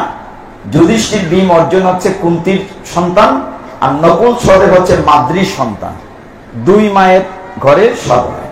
তো বলছে সহদেব আসবে না আমাদের সাথে, তুমি না এই ভাইটাকে কেউ আদর করতে? যুধিষ্ঠির বলেন না, তার অহংকার ছিল। কিসের অহংকার ছিল? যে তার মতো সুন্দর বোধহয় পৃথিবীতে কেউ নাই। সহদেব ভাবতো আমি পৃথিবীতে সবচেয়ে সুন্দর। যেমন আমরা এই সমাজে দেখি যে কিছু অহংকার থাকে, রূপের অহংকার মানে সৌন্দর্যের, ধনের অহংকার, বিদ্যার অহংকার, বংশের অহংকার। কোন অহংকার রাখলেই ভগবানের রাতুল চরণে পৌঁছা যাবে না। দেখেন এটা অনেক শিক্ষণীয় কথাটি। তো কিছু দূর যাওয়ার পরে নকুল পড়ে গেল। ভীম চিৎকার করে বলছে, দাদা নকুল কি আসবে না? বলে, না, নকুল আসতে পারবে না। তার অহংকার ছিল, সে ছিল জ্যোতির্বিজ্ঞান, গণা জানত, আর এই জন্য তার একটা প্রাউড ছিল যে আমার মতো জ্ঞানী বোধহয় পৃথিবীতে নাই। তার জ্ঞানের অহংকার ছিল, এই জন্য নকুল আসতে পারে না। কিছুক্ষণ পরে অর্জুন পড়ে গিয়েছে। ওরা কিন্তু হাঁটছে, স্বর্গে যাবে ওই মহাপ্রস্থান পথ দিয়ে, যে জায়গাটিতে লোকনাথ যাচ্ছে। এই জন্য জায়গাটা বলছি। কিছু দূর যাওয়ার পরে যখন অর্জুন পড়ে গিয়েছে, ভীম চিৎকার করে বলছে, দাদা যার গান্ডীবের উপরে ভর করে তুমি যুদ্ধে জয়লাভ করেছ, সেও পড়ে গেল, অর্জুন যাবে না আমাদের সাথে? যুধিষ্ঠির বললেন, অর্জুনের অহংকার ছিল, অহংকার পতনের মূল। বলে, তার কি অহংকার ছিল? অহংকার এই ছিল, সে মনে করতো বা জানতো তার মতো তীরন্দাজ সারা পৃথিবীতে নাই, সে শ্রেষ্ঠ ধনুর্ধর। কিন্তু তার চেয়ে শ্রেষ্ঠ ধনুর্ধর হচ্ছে একলব্য। আপনারা সকলেই জানেন তার চেয়ে শ্রেষ্ঠ ধনুর্ধর একলব্য। তো ভীম বলছে, কেন ছিল? বলে, তুমি মনে করো যখন আমরা 5 ভাই এবং ওইদিকে 100 ভাই গুরুদেবের কাছে অস্ত্র শিক্ষা করতে গিয়েছে, দ্রোণ আচার্যের কাছে। দ্রোণাচার্য যখন শিক্ষা দিচ্ছিলেন, তখন গ্রামের একটি উপজাতি ছিল একলব্য, সে এসেছিল অস্ত্র শিক্ষার জন্য। গুরুদেব বলছেন, আমি তো বড় লোকের টিচার, মানে প্রাইভেট পড়াই শুধু রাজার ছেলেদেরকে, এই গরিবের ছেলেদের পড়াই না, কাজে তোমাকে আমি শিখাবো না। কিন্তু একলব্য এই তাকে গুরু মেনে নিয়েছিল এবং দ্রোণকে গুরু মেনে জঙ্গলে একটি কুটির তৈরি করে গুরুদেবের একটি মর্মর মূর্তি তৈরি করে সে ট্রেনিং নিয়েছিল। যখন রাজপুত্রদের প্রশিক্ষণ শেষ হয়ে গিয়েছিল, তখন দ্রোণাচার্য অর্জুনকে ডিক্লেয়ার দিলেন, হ্যাঁ তুমি ফার্স্ট বয়, মানে তোমার চেয়ে শ্রেষ্ঠ ধনুর্ধর আর নাই, তোমার চেয়ে। কে? যখন একদিন বিকেল বেলা 5 জন শিষ্যকে নিয়ে দ্রোণাচার্য হেঁটে হেঁটে যাচ্ছেন জঙ্গলের দিকে, সন্ধ্যা হয়, এমন সময় তাদের সামনে একটি বাঘ হালুম করে এসেছিল। অর্জুন তীর মারো, বাঘ আসছে। অর্জুন কাপ থেকে তীর নিতে না নিতেই দেখলেন গুরুদেব হঠাৎ একটি তীর এসে বাঘের মুখের ভিতরে হা করে আছে, তীরটি তালুতে আর জিভায় লেগে আছে, মুখ বন্ধ করতে পারে না। দ্রোণাচার্য বলেন, অর্জুন আমি তো তোমাকে এই ট্রেনিং দেই নাই, এই তীরটা কে মারলো চলো খুঁজে দেখি। মানে আমি তোমাকে অনেক বিদ্যা শিখিয়েছি, কিন্তু এইরকম অস্ত্র চালানো আমি তোমাকে শিখাই নাই, এটা নিশ্চয়ই আর কেউ মেরেছে। অর্জুন বলল, না তাই তো, আমি তো তীর রেডি করে নাই, কে মেরেছে? তখন গিয়ে দেখেন গভীর জঙ্গলের ভিতরে একটি কুটির সাজানো, সেখানে এই দ্রোণাচার্যের একটি বিগ্রহ আছে, আর একটি ছোট্ট জঙ্গলি ছেলে। একলব্য কিন্তু গুরুজিকে চিনতে পেরেছে, কিন্তু দ্রোণাচার্য মনে রাখতে পারে, তার তো অনেক শিষ্য। তো তাকে ষষ্ঠাঙ্গে প্রণাম করেছে, ষষ্ঠাঙ্গে প্রণাম করে বলছে, গুরুজি আমার কি সৌভাগ্য, আপনার পর্ণকুটির এসছেন, বসেন। তোমার নাম কি? বলে, আমি সেই একলব্য, আপনার কাছে শিক্ষা নিতে গিয়েছিলাম, কিন্তু এখন আমি আপনাকে গুরু মেনেই শিক্ষা নিচ্ছি। ও তাহলে তীরটা তুমি মেরেছো? বলে, হ্যাঁ। তো গুরুজি চিন্তায় পড়ে গেলেন, তিনি তো অলরেডি অর্জুনকে ফার্স্ট বয় ঘোষণা দিয়েছেন, একটা ক্লাসে তো 2 জন ফার্স্ট বয় থাকতে পারে না। এখানে কিন্তু অনেক শিক্ষণীয় আছে, মানে আমরা গুরুদেবকে কিভাবে শ্রদ্ধা করব, গুরুদেবের কি কর্তব্য, আমার শিষ্য হিসেবে করণীয়। তার পাদ প্রক্ষালন করলো একলব্য, ফলাহার করালো, বিদায় বেলা দ্রোণাচার্য বললেন, একলব্য আমি তোমার সেবায় খুশি হয়েছি, খুব ভালো, কিন্তু তুমি আমাকে গুরু দক্ষিণা দেবে না? বলে, নিশ্চয়ই দেবো, তুমি কি চাও? গুরুদেব আপনার জন্য আমি সমস্ত জীবন দিতে পারি। বললাম, তেমন কিছু দেওয়া লাগবে না, শুধুমাত্র ডান হাতের বুড়ো আঙ্গুলটা তুমি আমাকে দিয়ে দাও। বলার সাথে সাথে একলব্য ডান হাতের বুড়ো আঙ্গুলটা কেটে একটি পাত্রে করে গুরুদেবের চরণে দিয়ে দিয়েছে, যাতে সে আর ভবিষ্যতে তীর ধরতে না পারে। কারণ অর্জুনকে ফার্স্ট বয় ডিক্লেয়ার করেছেন, এই জন্য আরেকজনকে অনডেট করতে হয়েছে। আমরা মহাপ্রস্থানে যাচ্ছিলাম, বলছিল ভীম যে দাদা অর্জুন আসবে না। যুধিষ্ঠির কি বলেছিলেন? যে আসবে না, তার অহংকার ছিল যে তার সাথে বলা ধনুর্ধর নাই, কিন্তু তার সাথে বড় ধনুর্ধর ছিল একলব্য। কিছুক্ষণ যাওয়ার পরে ভীমের পা বরফে ডেবে গেছে, যেতে পারছে না, চিৎকার করে বলছে, যুধিষ্ঠির সবার সামনে বলছে, দাদা আমি কি যেতে পারবো না? বলে, তুমিও যেতে পারবে না আমার সাথে হেঁটে স্বর্গে। তোমার অহংকার ছিল। অহংকার কি? তুমি সপ্ত হাতির বল আছে মনে করে বেশি খেতে পারতে, কিন্তু মনে আছে তুমি যখন ইয়েতে গিয়েছিল সরোবরে পদ্ম ফুল আনার জন্য, একটি বানরের লেজ তুমি তুলতে পারো নাই। অহংকার তোমারও ছিল, এই জন্য ভীমেরও পতন হয়েছে। সর্বশেষ আমরা যেটা আরেকটু শর্ট করি, সর্বশেষ যুধিষ্ঠির মহারাজ হেঁটে গিয়েছিলেন স্বর্গে। স্বর্গের দরজায় ইন্দ্রদেব লোক পাঠিয়েছিল রিসিভ করার জন্য। যখন লোক পাঠিয়েছিল তখন তিনি ঢুকতে গেলেন, কুকুরটাও পিছন পিছন। স্বর্গের দারোয়ান বলল, না না, আপনার পারমিশন আছে, কুকুর যাওয়ার পারমিশন নাই স্বর্গে। যুধিষ্ঠির বসে বলেন, আমি কুকুরকে রেখে যাব না, এই কুকুরটি সারাটা রাস্তা আমার সাথে এসেছে, আমি একে ফেলে যদি স্বর্গে ঢুকি তারপরে আমার অধর্ম হব। সকলে আমাকে বলে ধর্মরাজ যুধিষ্ঠির। কুকুরটি তখন নিজের চেহারা প্রকটিত করে ধর্ম কুকুর রূপে ছিল, যে হ্যাঁ যুধিষ্ঠির, তোমার ধর্মজ্ঞান সঠিক, ঠিক আছে তুমি যাও। কিন্তু আমি যাবো যে যুধিষ্ঠির স্বর্গে ঢোকার সাথে সাথে দেবরাজকে বলছিলেন যে আমার ভাইয়েরা কই? বলে তোমার ভাই স্বর্গে চলে আসছে, 4 ভাই চলে আসে, স্ত্রী বলে স্ত্রীও চলে আসছে, দেখবে আসো। এখন স্বর্গে ঢুকেই দেখেছিলেন যুধিষ্ঠির মহারাজ তার সামনেই দুর্যোধনরা বসে আনন্দের স্বর্গে সুমরস পান করতেছে। অবাক হয়ে গেছিলেন যে আমাদের ভাইয়েরা হচ্ছে ধর্মের পথে, দুর্যোধন পাপী, সে কি করে স্বর্গে এলো? তখন দেবরাজেন্দ্র বলছিলেন স্বর্গের একটা নিয়ম আছে, আমরা সকলেই পাপও করি, কিছু পুণ্যও তো করি, নিজের অজান্তেও পাপ করি, পুণ্য করি, পরের না হিসাব হবে। দেবরাজেন্দ্র বলছেন আমাদের নিয়ম হচ্ছে পাপ পুণ্যের মধ্যে যে কাজটা কম হবে সেটা আগে দেওয়া হবে। তো দুর্যোধন সারা জীবন পাপ করেছে, কিন্তু একটু পুণ্য ছিল, পুণ্যের জন্য তাকে স্বর্গ দিচ্ছে। আমার ভাইয়েরা কোথায়? বলে তারা দক্ষিণ দিকে আছে, যান। দেবরাজ ইন্দ্র যুধিষ্ঠির মহারাজকে সাথে 2 জন সিকিউরিটি গার্ড দিলেন, দিয়ে বললেন যেখানে গিয়ে তিনি আর যেতে চাইবেন না তখন চলে আসবে। তো হেঁটে হেঁটে যাচ্ছেন যুধিষ্ঠির মহারাজ, যতই দক্ষিণে যান অন্ধকার, দুর্গন্ধ, পচা হাড় গুড়, মাংস পড়ে আছে, আরো যান এই বাদুর, চামচিকা, নরক, যত যাচ্ছে শুধু নরকের দৃশ্য, চিৎকার শোনা যাচ্ছে। একদম শেষ মাথায় গিয়ে যুধিষ্ঠির মহারাজ বলছেন আর যেতে পারবো না, মানুষের চিৎকার, হাহাকার, ভীষণ নরক দর্শন। বলছেন না হে ফিরে চলো। যেই যুধিষ্ঠির ঘুরে আসলেন, পিছন থেকে ডাকছে, দাদা, ভাইয়েরা ডাকছে, তার স্ত্রী ডাকছে দ্রৌপদী, অগো তোমরাই আমাদেরকে ফেলে যেও না, নরকের আরো যারা শাস্তি ভোগ করে তারা বলছে হে ধর্মরাজ, আপনার পুণ্যের কারণে, আপনার গায়ের বাতাসের কারণে আমরা শান্তি পাচ্ছি নরকে থেকে, আপনি কৃপা করে যাবেন না।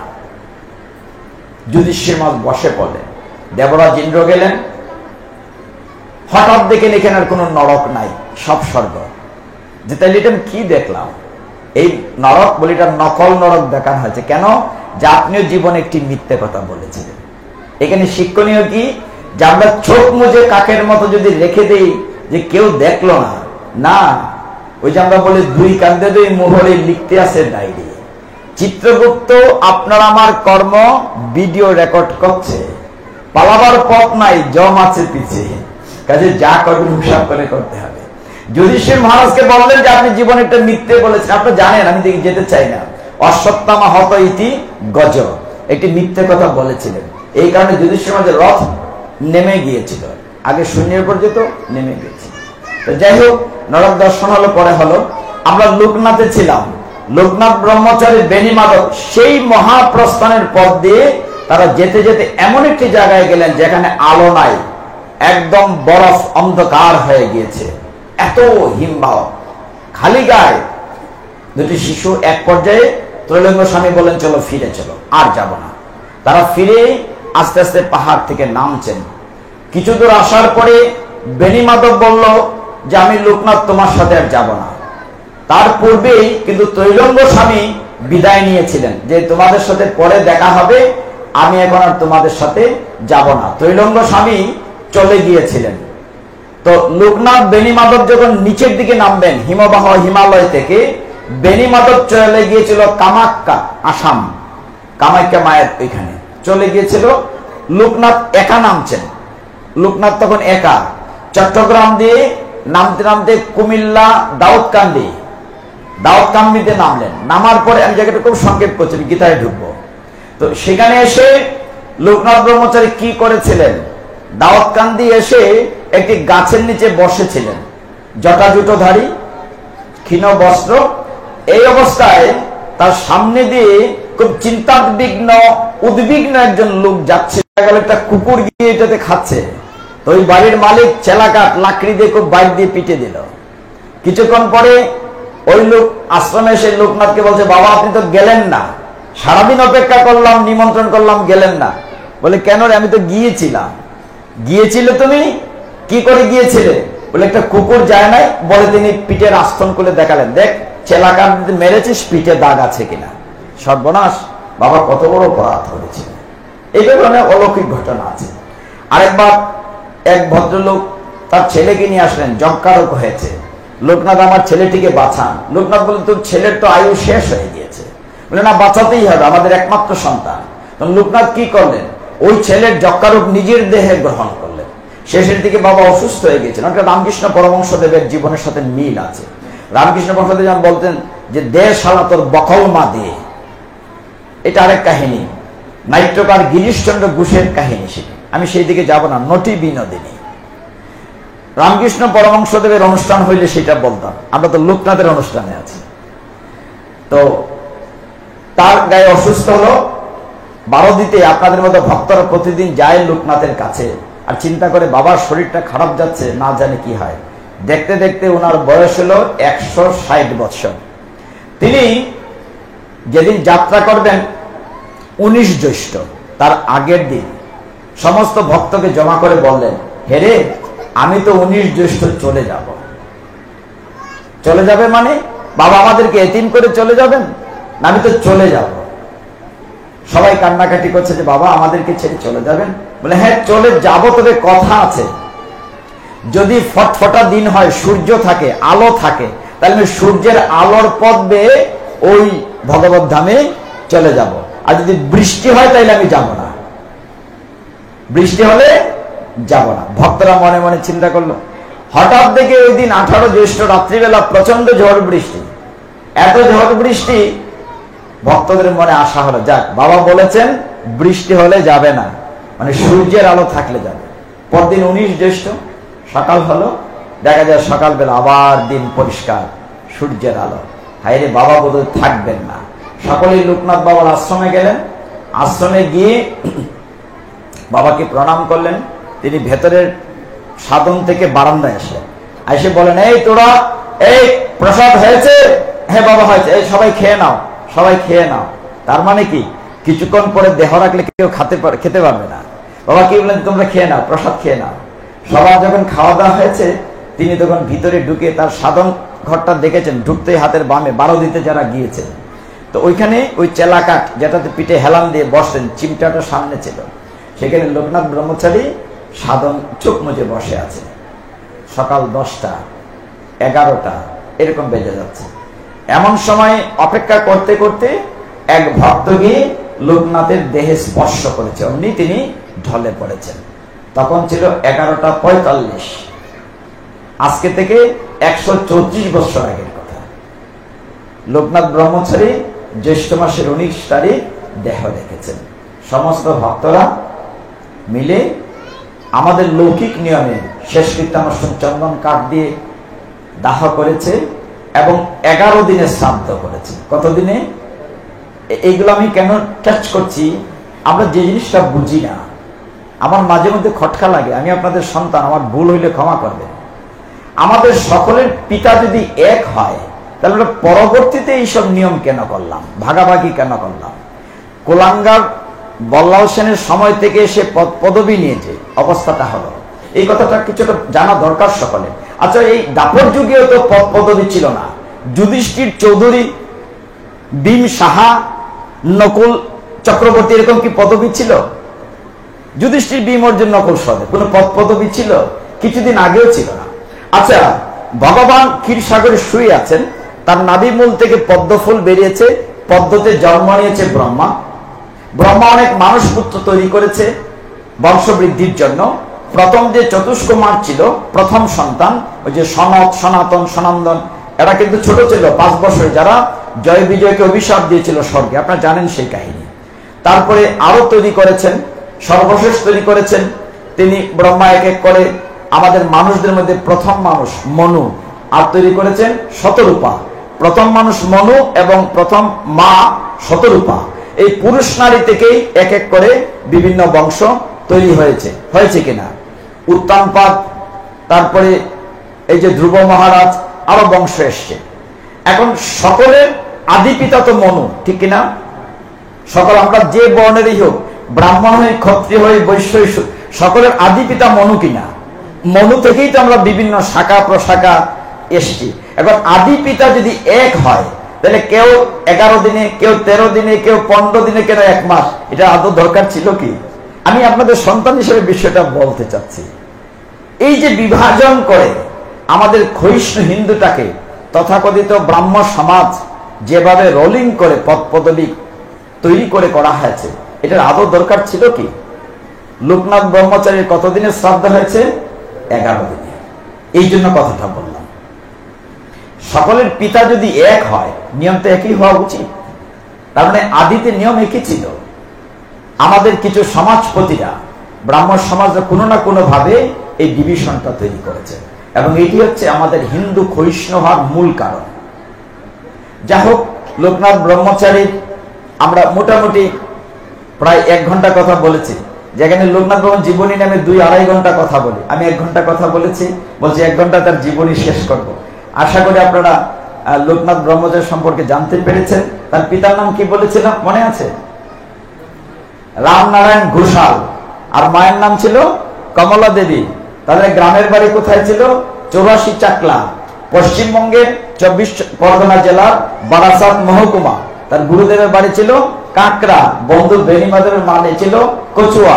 আমি পুরা জীবনীটা অল্প সময় শেষ করার চেষ্টা করছি। আমরা একটু গীতায় যাব।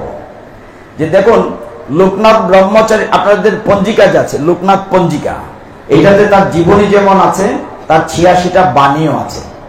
তিনি যে বাণীটা আপনারা সকলেই প্রচার করেন রণে বনে জনে জঙ্গলে, এইটা ছাড়া চমৎকার বাণী আছে। গীতা সম্পর্কে লোকনাথ ব্রহ্মচারী 2 বার বলেছেন। এবং আরেকটি কথা বলা হয়নি, লোকনাথ ব্রহ্মচারী বলেছিলেন, আমি জীবনে 2 জন ব্রাহ্মণ দেখেছি। এক ওই আব্দুল গফুর, আর হচ্ছেন কি নাম বলেছি? হ্যাঁ, কি নাম বলেছি? ত্রৈলঙ্গ স্বামী। বলছে একজন হচ্ছে ত্রৈলঙ্গ গফুর। আরো কিছু অলৌকিক কথা বলি নাই। লোকনাথ ব্রহ্মচারী নিচে যখন নামে আসছিলেন, চট্টগ্রাম থেকে আমাদের সীতাকুণ্ড হয়ে আসছিলেন চন্দ্রনাথের পাহাড় দিয়ে। পাহাড়ের ভিতরে এসছেন, চারদিকে আগুন লেগে গিয়েছিল। এমনভাবে আগুন লেগেছিল, হঠাৎ এই আগুনের ভিতরে একজন তপস্বী বসে সাধন করছিলেন। তার নাম ছিল বিজয় কৃষ্ণ গোস্বামী। বিজয় কৃষ্ণ গোস্বামী চারদিকে যেন আগুন লেগেছিল, লোকনাথ ব্রহ্মচারীর সূক্ষ্ম দেহের ভিতরে গিয়ে তাকে কুলে করে উদ্ধার করেছিলেন। এরকম অনেক কাহিনী আছে। তো যাই হোক, তিনি গীতা সম্পর্কে মহাবাণী দিয়েছেন 2টি। বলেছেন, তোমরা গীতা পড়ো না, কণ্ঠস্থ করো। শুধু কণ্ঠস্থ না, হৃদয়স্থ করো। শুধু হৃদয়স্থ না, তুমি গীতা হও। লোকনাথ ব্রহ্মচারী আমাদের প্রতি গীতা পড়ার জন্য খুব গুরুত্ব দিয়েছেন। তা আমরা গীতা থেকে একটু আলোচনা করি। আমি 10:30টায় শেষ করব, ঠিক আছে প্রভু? আপনারা যদি কৃপা করে একটু সকাল সকাল আসেন তাহলে ভালো হয়। ফাঁকে একটা অনুরোধ করি আপনাদেরকে, যে আমাকে বলা হয়েছে 8টায় শুরু হবে, আমি এই টার্গেট করে আসি। শুরু করতে করতে আমরা 9টাও ক্রস করে ফেলেছি। আগামীকাল আবার এখানের পরে রাত্রে ঘুরে যেতে হবে। পরশুদিন 2 তারিখ আমার ঢাকা 10:30টার ভিতরে যেতে হবে। একটা ঢাকা মিটিং আছে, কাউন্সিল মিটিং, যেখানে মহামান্য রাষ্ট্রপতি থাকবেন, মানে প্রেসিডেন্টের সাথে আমার মিটিং। কাজে বাদ দেওয়া যাবে না, সেখানে যেতেই হবে পরশুদিন। কাজে কালকে যদি আপনার কৃপা করে একটু আগে আসেন, তাহলে আমরা ভাগবত থেকে একটু কথা বলবো, গীতা থেকে একটু কথা বলি। দেখুন, আপনারা যে বিষয়টি নিয়ে অনেকে আমাদেরকে প্রশ্ন করেন, প্রশ্নটি কি? যে আপনারা গীতা পাঠ করে মাহাত্ম্য বলেন না। অনেকেই সেই জন্য এখানে বলেছেন মাহাত্ম্য বলেন না। আর মাহাত্ম্য আপনারা যেটা পড়েন, সেই মাহাত্ম্যটি কি? সেই মাহাত্ম্যটি হচ্ছে গঙ্গা, গীতা, সাবিত্রী, সীতা, ঠিক কিনা? এটা কে লিখেছেন? শঙ্করাচার্য লিখেছেন। এবং এটি আরেক জায়গায় আছে, সেটি হচ্ছে বৈষ্ণবের তন্ত্রসার গ্রন্থে। গীতা পাঠের পরে মাহাত্ম্য, আমরা পাঠের আগে আজকে মাহাত্ম্য ভুলটা ভাঙ্গাইয়া আমরা ঢুকি গীতায়, তাহলে বুঝতে সুবিধা হবে। আচ্ছা বলেন তো, মাহাত্ম্যটা কিন্তু ম্যান্ডেটরি না। আপনি যদি বলেন দুধ খেলে স্বাস্থ্য ভালো থাকে, পুষ্টিকর খাবার। এখন দুধ খেলে পুষ্টিকর খাবার এই কথা না বললে কি কাজ করবে না? দুধে করবে কিনা? আপনি যদি বিষ খাইয়া বলেন বিষ খাইলে মানুষ মারা যায়, এটা না বললে কি বিষে কাজ করবে না? তাহলে গীতা পাঠ করলেই তো আপনার পুণ্য হবে। গীতার পর কি বলতে হবে যে গীতা পাঠ করলে এই হবে সেই হবে? এটা কি বাধ্যতামূলক? কারণ আমি বিষ খাইকে বলতে হবে যে বিষ খাইলে মানুষ মারা যায়? বিষ খাইলেই তো মারা যাব। গীতা পাঠ করলে তো আপনি এটা অর্জন করলেন। এখন দেখেন, শঙ্করাচার্য গীতার মাহাত্ম্য লিখেছেন। স্কন্দ পুরাণের অবন্তী খণ্ডে ব্যাসদেব গীতার মাহাত্ম্য লিখেছেন। বৈষ্ণবীয় তন্ত্রসার গ্রন্থে গীতার মাহাত্ম্য আছে। পদ্ম পুরাণে গীতার মাহাত্ম্য আছে। আপনার কয়টা গীতার মাহাত্ম্য শুনবেন? সাথে গঙ্গা গীতা শুধু শুনেন, মাত্র গীতার 18টা গোপন নাম না। তিনি শঙ্করাচার্য তার মাহাত্ম্য, যেখানে 7টি মাহাত্ম্যের মধ্যে 3 নম্বরে বলেছেন, খুব সুন্দর কথা। শঙ্করাচার্য মলিনে মুচনানি পুংসাং জলস্নানং দিনে দিনে সকৃত গীতামৃত স্নানম সংসার মল নাশনম। অর্থ কি?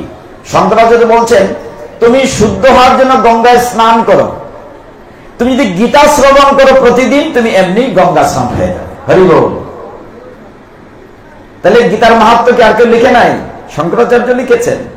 4 নম্বরে বলছেন, গীতার সংজ্ঞা দিয়েছেন মাহাত্ম্যতে, গীতা সুগীতা কর্তব্য কিমন্বয় শাস্ত্র বিস্তরই যা স্বয়ং পদ্মনাভস্য মুখ পদ্মা বিনিসৃতা। গীতা হচ্ছে সেই গ্রন্থ, পদ্মনাভ ভগবান স্বয়ং তার পদ্মমুখ থেকে যা বিনিসৃত বই আসছে। 6 নম্বরে তিনি বলেছেন শঙ্করাচার্য, আপনারা সেটা ভূমিকায় বা মঙ্গলাচরণে পড়েন, সর্বোপনিষদ গাবদুদ্দার গোপালনন্দন প্রাপ্ত বৎস সুধীর ভুক্তা দুগ্ধম গীতামৃত মহা। এই কথা বলেছেন শঙ্করাচার্য। এটা তো গীতার মাহাত্ম্য। স্কন্দ পুরাণ নাম শুনেছেন, দেখেন নাই? স্কন্দ পুরাণ কয়জন দেখেছেন? আমার সন্দেহ আছে। দেখেছেন প্রভু? পড়েছেন? এত বড় 6টা টুকরা মিলে স্কন্দ পুরাণ। কৃপা করে আমার বাসায় চরণ ধুলি দেবেন। এত বড় একটা লাইব্রেরি আছে। আমাদের 18টি পুরাণ, 18টি উপপুরাণ, 108টি উপনিষদ। স্কন্দ পুরাণের খণ্ড আছে, বিষ্ণু খণ্ড, উৎকল খণ্ড। এই যে কয়দিন পরে রথযাত্রা আসবে, রথযাত্রার জগন্নাথের কাহিনী হচ্ছে স্কন্দ পুরাণের উৎকল খণ্ডে, যেখানে ইন্দ্রদম্ভ মহারাজ জগন্নাথকে প্রতিষ্ঠা করেছেন। কালকে সময় পাইলে জগন্নাথ একটু কথা বলবো। সেই স্কন্দ পুরাণের একটি খণ্ডের নাম বিষ্ণু খণ্ড, একটি খণ্ডের নাম অবন্তী খণ্ড। অবন্তী খণ্ডে এখানে মাহাত্ম্য আছে 15টি। 4 নম্বর মাহাত্ম্যটি একই রকম, ওই যে গীতা সুগীতা এনর পঠন্তে নিত্যং গীতা শাস্ত্রম দিনে দিনে বিমুক্ত সর্ব পাপে খ্যাতি বিষ্ণু পরম পদম। অর্থ কি? যে ব্যক্তি, মানে আপনারা, যে নিত্য গীতা পাঠ করে তার সমস্ত জীবন শুদ্ধ হবে, সমস্ত সর্ব পাপে বিমুক্ত, সমস্ত পাপ থেকে বিমুক্ত হয়ে ভগবান বিষ্ণুর চরণ পাবে। তাহলে গীতা পড়া কত গুরুত্বপূর্ণ। এইটা কি গীতার মাহাত্ম্য নয়? আরেকটি শাস্ত্র আছে, তার নাম বৈষ্ণবীয় তন্ত্রসার গ্রন্থ। এই গ্রন্থে গীতার 85খানা মাহাত্ম্য আছে। একটি মাহাত্ম্য আমরা প্রায় পাঠে বলি। কি বলি? यत्र गीता বিচারশ্চ পঠনং পাঠনং যথা তত্র শ্রী ভগবান রাধয়া সমেত। অর্থাৎ যেখানে গীতা পাঠ হয়, গীতা আলোচনা হয়, ভগবান বলছেন সেখানে শুধু আমি না, শ্রীমতী রাধারানী উপস্থিত থাকি। এইখানে আরো কিছু চমৎকার মাহাত্ম্য আছে। 44 নম্বর মাহাত্ম্যে ভগবান বলছেন, ভগবান চমৎকার এখানে বলছেন, গীতা মে হৃদয়ং পার্থ। হে পার্থ, গীতা হচ্ছে আমার হৃদয়। গীতা মে সারম উত্তমম, গীতা মে জ্ঞানম, গীতা মে অমৃতম, গীতা মে জ্ঞানম অব্যয়ম। গীতা আমার হৃদয়, গীতা আমি আমি আমি গীতা স্পষ্ট বলছেন। আর এই বৈষ্ণবের তন্ত্রসার গ্রন্থে 49 এবং 50 দুটি মাহাত্ম্যে যেটা আপনারা পড়েন, গঙ্গা গীতা চ সাবিত্রী সীতা সত্য প্রতিবেদন, এটা আপনারা সকলেই মুখস্থ দেন, আমি বলবো না। সেটা হচ্ছে এটা একটা অংশ মাত্র। সেদিন পুকুর পাড়ে পাঠের পরের দিনের ভক্ত বলছিলেন যে গীতা পাঠের মাহাত্ম্য বললেন না। এই জন্য মাহাত্ম্যটা ক্লিয়ার করলাম। মাহাত্ম্য একটা না, অসংখ্য মাহাত্ম্য আছে। আমরা মাহাত্ম্য আলোচনা করে আপনার ধরতে পারেন না। গীতার সংজ্ঞা না বলে আমরা ঢুকি না। যাই হোক, এইখানে অনেক কথা বলা আছে, আমরা একটু দেখি যে জায়গাটি আলোচনা করতে চাই। গীতা এত কেন মাহাত্ম্য পূর্ণ, কেন কেন আমরা গীতা অধ্যয়ন করব, কি দরকার আছে? এই রাত্রিবেলা কষ্ট করে আপনারা আসছেন, আমরাও হবিগঞ্জ থেকে আসছি, গীতা কি দরকার আছে? গীতা আমাদের জীবন ব্যবস্থা কেন কেন এত পুত পবিত্র? এই যে আপনারা বসে আছেন কুরুক্ষেত্রের যুদ্ধক্ষেত্রে, আমাদের সংসারটা কুরুক্ষেত্রের যুদ্ধক্ষেত্র। কেন পুরো জায়গাটা এত পবিত্র? প্রথম শ্লোকটা সকলেই জানেন, কি বলা আছে? ধৃতরাষ্ট্র বলছেন, ধর্মক্ষেত্রে কুরুক্ষেত্রে সমবেতায়ুৎসবঃ মামকা পাণ্ডবশ্চৈব কিম অকুর্বত সঞ্জয়। এটি গুরুত্বপূর্ণ শ্লোক। এই শ্লোক দিয়ে আমরা ঢুকছি। গীতা গ্রন্থে আপনারা জানেন যে 700 শ্লোক আছে, মাত্র 700 শ্লোক আছে, আর ভাগবতে 18,000 শ্লোক আছে। এই 700 শ্লোকে প্রথম শ্লোকটি বলেছে একজন অন্ধ রাজা, আর শেষের শ্লোকটি বলেছে সঞ্জয়। আপনি আমি যখন গীতায় ঢুকি, যে কোনো গ্রন্থ যদি এটা চায়না ভাষায় লেখা থাকতো, আমি কি কিছু বুঝতাম? শুধু দেখতাম কালো কালো দাগ, চোখ থাকলেও পড়তে পারতাম না। ঠিক এরকম গীতায় যখন আপনি ঢুকছেন, আমি ঢুকছি, আমি তখন অন্ধ, আমার এই সম্পর্কে কোনো জ্ঞান নাই। কিন্তু সমস্ত গীতা পরে যখন আমি বেরিয়ে যাব, শেষের শ্লোকটি বলেছে জ্ঞানী সঞ্জয়। আপনি ঢুকেছেন ধৃতরাষ্ট্র হয়ে, বের হয়েছেন সঞ্জয় হয়ে। খুব খুব সাইন্টিফিক। আপনি আগের শ্লোক পরে পরের শ্লোক আনলে হবে না। অনেকে প্রশ্ন করেন, ভগবান এই সর্বোত্তম কথাটি কেন 18 অধ্যায় 66-তে বললেন? সর্বধর্মান পরিত্যাজ্য মাম একম শরণং ব্রজ। এই কথাটি আগে বললেই তার এত লাগে না, বলে না, আগে বলা যাবে না। ধারাবাহিক। আমি কি সরাসরি এমএসসি পাস করেছি? আগে তো প্রাইমারি শেষ করেছি, হাই স্কুল শেষ করেছি, কলেজ, তারপর ইউনিভার্সিটি। এভাবে ধারাবাহিক দেওয়া আছে, আগেরটা পড়ে আনলে হবে না। তো এই গীতার জ্ঞানটি কোথায় দেয়া হয়েছে? 5000 বৎসর পূর্বে কুরুক্ষেত্রে দেয়া হয়েছে। তারপরে আপনারা জানেন গীতায় ভগবান বলছেন যে প্রথম আমি দিয়েছি, প্রথম মনু কাছে বৈবস্বান সূর্যদেবকে দিয়েছি, সূর্যদেবের পুত্র মনুকে দিয়েছে, মনু তার পুত্র ইক্ষ্বাকুকে দিয়েছে। এইভাবে পরম্পরায় এসেছিলেন। এই জ্ঞানটা সময় হারিয়ে গিয়েছে, এই জ্ঞানটা আমি আবার তোমাকে দিচ্ছি। এটা গীতায় ভগবান বহুবার বলেছে। এখন দেখেন এই জায়গাটি ধর্মক্ষেত্র কেন? আপনার কুরুক্ষেত্রে কে কে গিয়েছেন? তীর্থভ্রমণে এই দুলাল প্রভু গিয়েছেন। কুরুক্ষেত্রে একজন পাওয়া গেল। এই জায়গাটি খুব সুন্দর। কুরুক্ষেত্রে যে জায়গাটিতে গীতা দেখা যায়, জায়গাটার নাম জ্যোতিশ্বর। এই স্থানটির নাম হচ্ছে জ্যোতিশ্বর। এক সময় আপনারা যারা ভাগবত পড়েন সেখানে দেখেছেন, দুষ্মন্ত এবং শকুন্তলার ছেলে ভরত। এটা কিন্তু ওই রাজা ভরতের কাহিনী না। রাজা ভরত হচ্ছে ভগবান ঋষভদেবের ছেলে। আর এইটা তাদের যে কুরু বংশটা হচ্ছে দুষ্মন্ত শকুন্তলার ছেলে ছিল ভরত। সেই ভরতের চতুর্থ পুরুষ হচ্ছেন রাজা হস্তি। কি বলেছি? রাজা হস্তি। হস্তির নামে এই নগরটার নাম হয়েছে হস্তিনাপুর। রাজা হস্তির নাম হয়েছে হস্তিনাপুর। তারও চতুর্থ অধস্তন পুরুষের নাম হচ্ছে কুরু। কুরু মহারাজ এই ক্ষেত্রটিতে তপস্যা করতেন। কেন? উদ্দেশ্য ছিল এইটাই যে আমি এখানে ধর্মের বীজ বপন করব, যে এখানে দেহ রাখবে সরাসরি ভগবত ধাম প্রাপ্ত হয়ে যাবে। তিনি কঠোর তপস্যা করেছিলেন, যার নাম অনুসারে ক্ষেত্রটার নাম হয়েছে কুরুক্ষেত্র। এই জায়গাটি এত পবিত্র কেন? কুরুক্ষেত্র জায়গাটি আপনারা জানেন দিল্লির উত্তরে, ওই যে আম্বালা দক্ষিণ দিকে। তো সেই কুরুক্ষেত্রে কি ছিল, কেন এত পবিত্র? ভগবান শ্রীকৃষ্ণ কেন এই মাঠটি যুদ্ধের জন্য বেছে নিলেন? কত লোক ছিল যুদ্ধে আপনারা সকলেই জানেন, 18 অক্ষয়িনী। এমনি 18 অক্ষয়িনী বললে বোঝা যাবে না, সহজে বলে আমরা হিসাবে, আমাদের হিসাবে হচ্ছে 39,25,620 জন। কতজন ছিল? 39 লক্ষ। চারটিখানি কথা, 39,25,620 জন। যুদ্ধের পরে বেঁচে ছিলেন মাত্র 10 জন। কোথাও কোথাও 11 জন লিখে আছে, আমরা 10 জন পাই। তাহলে মারা গিয়েছেন 39,25,610 জন। এখন ভগবান কেন জায়গাটি বেছে নিলেন? এই কুরুক্ষেত্র মাঠটি ছিল 48 যোজন, মানে 96 মাইল। কত বড় জায়গা? 96 মাইল। সেখানে 7টি নদী ছিল, পবিত্র নদী, যেমন সরস্বতী নদী, আটপা নদী, তারপরে বৈতরণী নদী, তারপরে মধুস্তলা নদী, কৌশিকী নদী, দুষ্মতী নদী, এখানে 7টি পবিত্র নদী ছিল। কেন জায়গাটি শুরুতেই বলা হচ্ছে ধর্মক্ষেত্রে? কেন জায়গাটি ধর্মক্ষেত্র, কেন কুরুক্ষেত্র? এখানে আমরা ডুবছি আজকে। তো সেই জায়গাটি 7টি পবিত্র নদী দ্বারা বেষ্টন করা ছিল। ভগবান চিন্তা করলেন পাশে জলাশয় থাকলে তাদের ঘোড়া হাতি যুদ্ধের পরে জলপান করতে পারবে। পাশে বন ছিল, একটি না 4টি পবিত্র বন ছিল, একটি পবিত্র এবং 4টি কুণ্ডও ছিল। 4টি কুণ্ড ছিল, 7টি বন ছিল। 4টি কুণ্ড ছিল চন্দ্রকূপ, বিষ্ণুকূপ, রুদ্রকূপ, দেবীকূপ। 4টি বড় বড় কূপ ছিল। 7টি বন ছিল 7টি নদীর মতো। কাম্যবন, আদিত্য বন, ব্যাস বন, ফলদী বন, সূর্যবন, মধুবন এবং শীত বন। সেই 7টি পবিত্র বন ছিল। শুনলে আপনারা অবাক হবেন। সেই কুরুক্ষেত্রের যুদ্ধক্ষেত্রে একসময় একটি মা কালীর মন্দির ছিল, ভদ্রকালীর মন্দির। দাপর যুগে যেখানে কৃষ্ণের মাথার প্রথম চুল ফেলে দেওয়া হয়েছিল, বাচ্চাদের চুল নেড়া করে না, মায়ের মন্দিরে মাংসা থাকলে সেখানে নিয়ে। এবং এই কুরুক্ষেত্রের যুদ্ধক্ষেত্রে যুদ্ধের অনেক পরে সূর্যগ্রহণের সময় ভগবানের সাথে দ্বারকা থেকে ভগবান এসছেন, আর তারা যখন এই দিক থেকে গিয়েছেন ব্রজ থেকে দেখা হয়েছিল।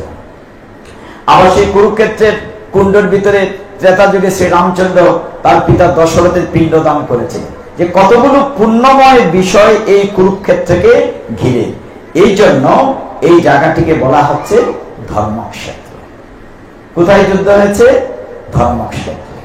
যে দেখুন ঘটনাটি এরকম, কুরুক্ষেত্রের যুধিষ্ঠির নামক স্থানে অগ্রহায়ণ মাসে শুক্লপক্ষের ত্রয়োদশী তিথিতে ভরণী নক্ষত্রে তিনি যখন গীতা তার প্রিয় শিষ্য সখা অর্জুনকে দিয়েছেন। আরো তো ভাই ছিল 104 জন, তাদেরকে দেন নাই কেন? এই যে আমি বলে মনে আছে কিনা নামগুলো কেন মনে আছে, এই কথাটা কেন জিজ্ঞাসা করছি এখন বলছি। অনেক সময় পাঠের পরে হয় কি, অনেকে বলে হ্যাঁ পাঠ তো খুব ভালো হয়েছে, অনেক কিছু জেনেছে, যাওয়ার পর জিজ্ঞাসা হ্যাঁ পাঠ কেমন? হ্যাঁ খুব ভালো হয়েছে, কান্নাকাটি হয়েছে, হাসি হয়েছে, আনন্দ হয়েছে, খুব ভালো আছে। যখন জিজ্ঞাসা করে কি পাঠ হয়েছে, বলি এটা তো মনে নাই, এটা যেতে যেতে ভুলে যায়। কেন মনে থাকে না? কেন মনে থাকে না? এটার উত্তর ভগবান গীতায় দিয়েছে। অসুয়া বলা হচ্ছে অর্জুনকে। তার মানে কি? ঈর্ষা। আমাদের 6টা শত্রু আছে, কাম, ক্রোধ, লোভ, মোহ, মদ, মাৎসর্য। তার মধ্যে অন্যতম শত্রু হচ্ছে সবার শেষেরটা। প্রথমটা কাম বড় শত্রু, সবার শেষেরটাকে বলা হয় পরশ্রী কাতরতা, মাৎসর্য দোষ। এরকম সাধক পুরুষরাও মাৎসর্য দোষ ত্যাগ করতে পারেন না। এক ভাই ভালো চললে আরেক ভাই সহ্য করতে পারে? ঈর্ষা করে। এক মামনি যদি ভালো সুন্দর শাড়ি অলংকার পরে আপন বোনই সহ্য করতে পারে না। পারেনি মা? পারে না। তো এইটাকে বলা ঈর্ষা। ভগবান বলছেন যে তোমাদের মাথায় একটা ঝুড়ি আছে, আমি যে জ্ঞান দিচ্ছি যেতে যেতে পড়ে যায়, এখানে একটা ফুটো আছে, ছিদ্র। ছিদ্রটা হচ্ছে তোমার ঈর্ষা, এই জন্য পড়ে যায়। অর্জুন একমাত্র তোমার ঈর্ষা নাই, তুমি হচ্ছে গুড়াকেশ। গুড়াকেশ মানে অর্জুনকে গুড়াকেশ বলা হচ্ছে না? গুড়াকেশ মানে হচ্ছে যে নিদ্রাকে জয় করেছে, তাকে বলা হয় গুড়াকেশ। ভগবানের কৃপায় অর্জুনে কিন্তু ঘুম না হলে চলতো। ঘুম এবং জ্ঞান, গুড়াকেশ, গুড়া শব্দ হচ্ছে অজ্ঞান এবং নিদ্রা। যে অজ্ঞান এবং নিদ্রাকে জয় করেছে তাকে বলা হয় গুড়াকেশ। তো যাই হোক, তো অর্জুনকে বলছেন এই জ্ঞানটা আমি তোমাকে দিচ্ছি। দেখেন কি অদ্ভুত, তিনি জ্ঞান দিচ্ছেন। কি জ্ঞান? গীতার জ্ঞান। এই জ্ঞান অর্জন করলে আমরা কি হব? আমরা ভগবত ধামে ফিরে যেতে পারবো। এত সাইন্টিফিক। প্রথম অধ্যায়ে শ্লোক বেশি না, বোধহয় 46টা শ্লোক, 46। দ্বিতীয় অধ্যায় বেশি, 72টা শ্লোক। আর সবচেয়ে বেশি 78টা শ্লোক অষ্টাদশ অধ্যায় মুখ্যযোগে। তো ভগবান প্রথম অধ্যায়ে একটি কথাও বলেন নাই। কথা বলেছেন? কোন কথা বলেন নাই। তাহলে প্রথম অধ্যায়টা কি? প্রথম অধ্যায় যে সমস্ত গীতার সূচিপত্র, ইন্ডেক্স। প্রশ্ন করেছে কানাবেটা ধৃতরাষ্ট্র, সঞ্জয় বলতো ধর্মক্ষেত্র কুরুক্ষেত্রে আমার ছেলেরা এবং পাণ্ডবের ছেলেরা যুদ্ধের জন্য সমবেত হয়ে কি করছে? প্রশ্নটা কিন্তু একটা দ্বিধান্বিত। আর যুদ্ধের জন্য সমবেত হয়ে তার ফুটবল খেলতো না। উনি কিন্তু বলছে যুদ্ধের জন্য সমবেত, কি কারণে এসছে তো উনি বলেই দিয়েছে। কিন্তু এই প্রশ্নটা এরকম কেন? উনি ছিলেন জন্মান্ধ না, শুধু পুত্র স্নেহে অন্ধ। দেখুন ঘটনাটি কেমন। যখন একদম শেষে সঞ্জয়কে আমরা ওই মাঠে শেষের শ্লোক দিয়ে শুরু করেছিলাম, মনে আছে কিনা? সঞ্জয়কে অন্ধরাজে জিজ্ঞাসা করে, এই সঞ্জয় বলো তো এই যুদ্ধে কারা জিতবে? এখন সঞ্জয় যদি সরাসরি বলে তোমরা হেরে যাবে, পাণ্ডবরা জিতবে, তার চাকরি তো থাকে না, কারণ তার আন্ডারের চেয়ে চাকরি করে। সঞ্জয়ের পরিচয় আপনারা ভিন্নভাবে দেন, কেউ বলেন সচিব, কেউ বলেন মন্ত্রী। সঞ্জয়ের মূল পরিচয় তো সঞ্জয় হচ্ছে রথী। তার বাবার নাম ছিল গাবলগণ। সঞ্জয়ের বাবাও ছিল তার গাড়ির ড্রাইভার, মানে রথের ড্রাইভার, রথী ছিল। আর কৃষ্ণদেবের বেদব্যাসের কৃপায় দিব্য দৃষ্টি পেয়েছিল। এখন সঞ্জয় তো সরাসরি বলতে পারবে না তোমরা হেরে যাবে, ওরা জিতবে। সঞ্জয় একটা শ্লোক বলেছিল, এটা হচ্ছে গীতার একদম শেষের শ্লোক, 700 নম্বর। সঞ্জয় কি বলেছিল মনে আছে আপনাদের? সঞ্জয় প্রথম শ্লোকটা অন্ধরাজা বলেছে, কি বলেছে? ধর্মক্ষেত্রে কুরুক্ষেত্রে সমবেতা যুজুৎসব। আর শেষের শ্লোকটা সঞ্জয় বলেছে, ইয়াত্র যুগেশ্বর কৃষ্ণ ইয়াত্র পার্থ ধনুর্ধর তত্র শ্রী বিজয় ভূতির ধ্রুবা নীতির মতির মম। যে পক্ষে থাকেন কৃষ্ণ যুগেশ্বর, যে পক্ষে থাকেন আরো পার্থ ধনুর্ধর, সেই পক্ষে শ্রী বিজয় লক্ষ্য সম্পদ, সেই পক্ষে ধর্মনীতি ইহা মূর মত। তার মতটা জানিয়ে দিয়েছে যে কারা জিতবে। রাজা জিজ্ঞাসা করেছে, সঞ্জয় বলছে যে পক্ষে থাকেন কৃষ্ণ যুগেশ্বর। এই কথাটিতে সেদিন বলেছিলাম, মনে আছে কিনা? কেন আমরা গীতা পড়ব? গীতা আমার জীবনের কি দরকার এই একটা শ্লোক থেকে বুঝতে পারবেন। এই যে আমরা জগতে আছি, কুরুক্ষেত্র নামক সংসার যুদ্ধে আছি, আমরা কি শ্রী চাই না? মা শ্রী মানে তো সুন্দর। সুন্দর থাকার জন্য কত ফেয়ার অ্যান্ড লাভলি মাখি, ঠিক না? সুন্দর থাকার জন্য কত চেষ্টা করি। শ্রীর পরে বিজয়, আমরা বিজয় চাই কিনা? সামনে ইলেকশন, বোঝা যাবে বিজয় চাই কিনা। মাধবপুরী কি উপইলেকশন হয়ে গিয়েছে? আচ্ছা, হয় না, তাইলে বোঝা যাচ্ছে বিজয় চাই কিনা। তারপরে শ্রী বিজয় লক্ষ্মী, আমরা লক্ষ্মী চাই কিনা? আমরা সম্পদ চাই কিনা? আমরা ধর্ম চাই কিনা? চাই। গীতা বলছে তুমি যদি শ্রী চাও, বিজয় চাও, লক্ষ্মী চাও, সম্পদ চাও, ধর্ম চাও, কৃষ্ণকে তোমার পক্ষে রাখতে হবে। Very simple. গীতার মতো সহজ কোন গ্রন্থই নাই। ভগবান বলছেন তুমি আমাকে পক্ষে রাখো, তুমি সব পাবে। পক্ষে রাখতে গেলে তো গীতা পড়তে হবে। লোকনাথ ব্রহ্মচারীর তিরোধান দিবসে বসেছে। লোকনাথ ব্রহ্মচারীর মহাবাণী পরে দেখবেন উনি 2 বার বলছেন তোমরা গীতা পড়ো। পড়ো না, কণ্ঠস্থ করো, কণ্ঠস্থ না হৃদয়ে ধারণ করো, তোমরা গীতা হও। এত গুরুত্ব দিয়েছেন লোকনাথ। তো প্রথমত আরেকটু যাই। প্রথমত একটা অদ্ভুত শ্লোক আছে গীতায়, 2 লাইনের বা 4 লাইনের শ্লোক আছে। প্রথমত একটা 1 লাইনের শ্লোক আছে। যারা গীতা পড়েন নিয়মিত, কারা কারা গীতা নিয়মিত পড়েন দেখি কয়টা হাত ওঠে? 1 2 3 4 5 6 7 8 9 10 11। তাদের জন্য জুড়ে একটা হরি বল হোক। হরি বল, হরি বল, হরি বল। যারা পড়েন তাদের জন্য হরি বল বললাম। আর যারা পড়েন না, মন খারাপ করে বসে থাকেন, আরেকবার পাঠে এসে জিজ্ঞাসা করবো যেন সকলের হাত ওঠে। আচ্ছা, আমরা এত ব্যস্ত কেন? যারে জিগায় ওবেডি সময় নাই গো, গীতা ভালো যাইবা, মানে এত ব্যস্ত। আচ্ছা, আগের যে মা আসলে, ওই যে বুড়া বেটি আছেন, এই যে বয়স্ক মায়েরা, তারাও সময় মনে হয় দিন আসেন 40 ঘন্টায়, আর আপনার যেন দিন হয়েছে 24 ঘন্টায়। দিনটা ছুটি হয়ে গেছে কেনা? না এক সমানে আসেন, এক সমান আছেন মা? তাহলে আগে দিবি চিনতে গড় মাটি গড় লেফতা, ওখান দিয়ে টাইলসের গড়, আগে দি বাটা মশলা বা রান্তা, ওখান দিয়ে রাঁধুনি মশলা, আগে লাকড়ির চুলা সুঙ্গা দিয়ে ফোয়াইয়া রান্তা, ওখান দিয়ে বেটে টিস করে গ্যাসের চুলা রান্ধে। এরপর সময় নাই গো। সময়টা আগে আগে মায়েরা, আমি দেখেছি আমাদের বাড়িতে জেঠিমা ঠাকুমারা রান্না বাড়ার পরে বসে রামায়ণ মহাভারত পড়তেন, এই খাতা সেলাই করতেন, ফাঙ্কা বানাইতেন, রুমালের কোনায় লিখতেন ভুলো না আমায়, ঠিক না? আর এখন কোনো সময় নাই, দোকান থেকে কিন নাই নালা রুমাল। বাস্তবতা। সময়টা খায় কেটে? আগে কি 40 ঘন্টা ছিল? সময়টা খায় 2টা বাস কয়, কইতাম নি? এটা লেখা যায় গড়ের মধ্যে একটা বাক্স, যেটার নাম টেলিভিশন। 1-2টা হইতাছে কোন যে প্রভু ফাটো যাইতাম। আরে জি বাংলার সিরিয়াল না দেখলে আমার ফেটের ভাত হজম হয় না। পরেরটা না দেখলো তো চলতো। আমার বললাম বাদ দিও না, আপত্তি নাই, তবু সিরিয়ালটা দেখান লাগবে। কত বড় আসক্তি চিন্তা করেন। এটা হলো বড় বাক্স, আরেকটা আছে ছোট বাক্স আমার সামনে যেটা লাগাই, বুঝছেন নি? যদি একবার ফেসবুকে ইউটিউবে ঢুকে আর বাইরে যায় না। হায় রে বাক্স, বাক্স রে, সময় কোন দিকে যায়। সাথে যাইব নি বাক্স দুইটা? যাইব নি গো মাই? যাইব, সাথে যাইব বাক্স দুইটা? হাতের ছুরিটা অঙ্কিটা খুললে রাখতে দে, আপন জনে শ্মশানো যাইবার আগে, আর বাক্স যাইব সাথে। আপনার কর্ম যাবে, আপনি আজকে গীতা শুনছেন, ওইটা রেকর্ড হবে, ওইটা যাবে। এই যে বললাম কেন প্রশ্ন করছিলাম কোত্থেকে, যে প্রথম অধ্যায়ে একটা অদ্ভুত শ্লোক আছে 1 লাইনের, 21 নম্বর শ্লোক। এখানে ভগবানকে অর্জুনের নির্দেশ দিয়েছে। ভগবানের বিশ্ব ব্রহ্মাণ্ডের মালিক, আর অর্জুন হলো রাজার ছেলে, কিন্তু মনে করছে কৃষ্ণ তার গাড়ির ড্রাইভার। হ্যাঁ, রথকানা নিয়ে মাইসকানা রাখো, দেখে হার সাথে যুদ্ধ করতেছে। আর ভগবানও ওই তার অর্ডারের ক্যারি করার জন্য মনে হয় তার গাড়ির ড্রাইভার, কই ঠিক আছে ভাই লইয়া দিতেছে, এরকম না? এই শ্লোকটা 1 লাইনের। লাইনটা কি? যে সেন আরো উভয়ের মধ্যে স্থাপয় রত হে অচ্যুত।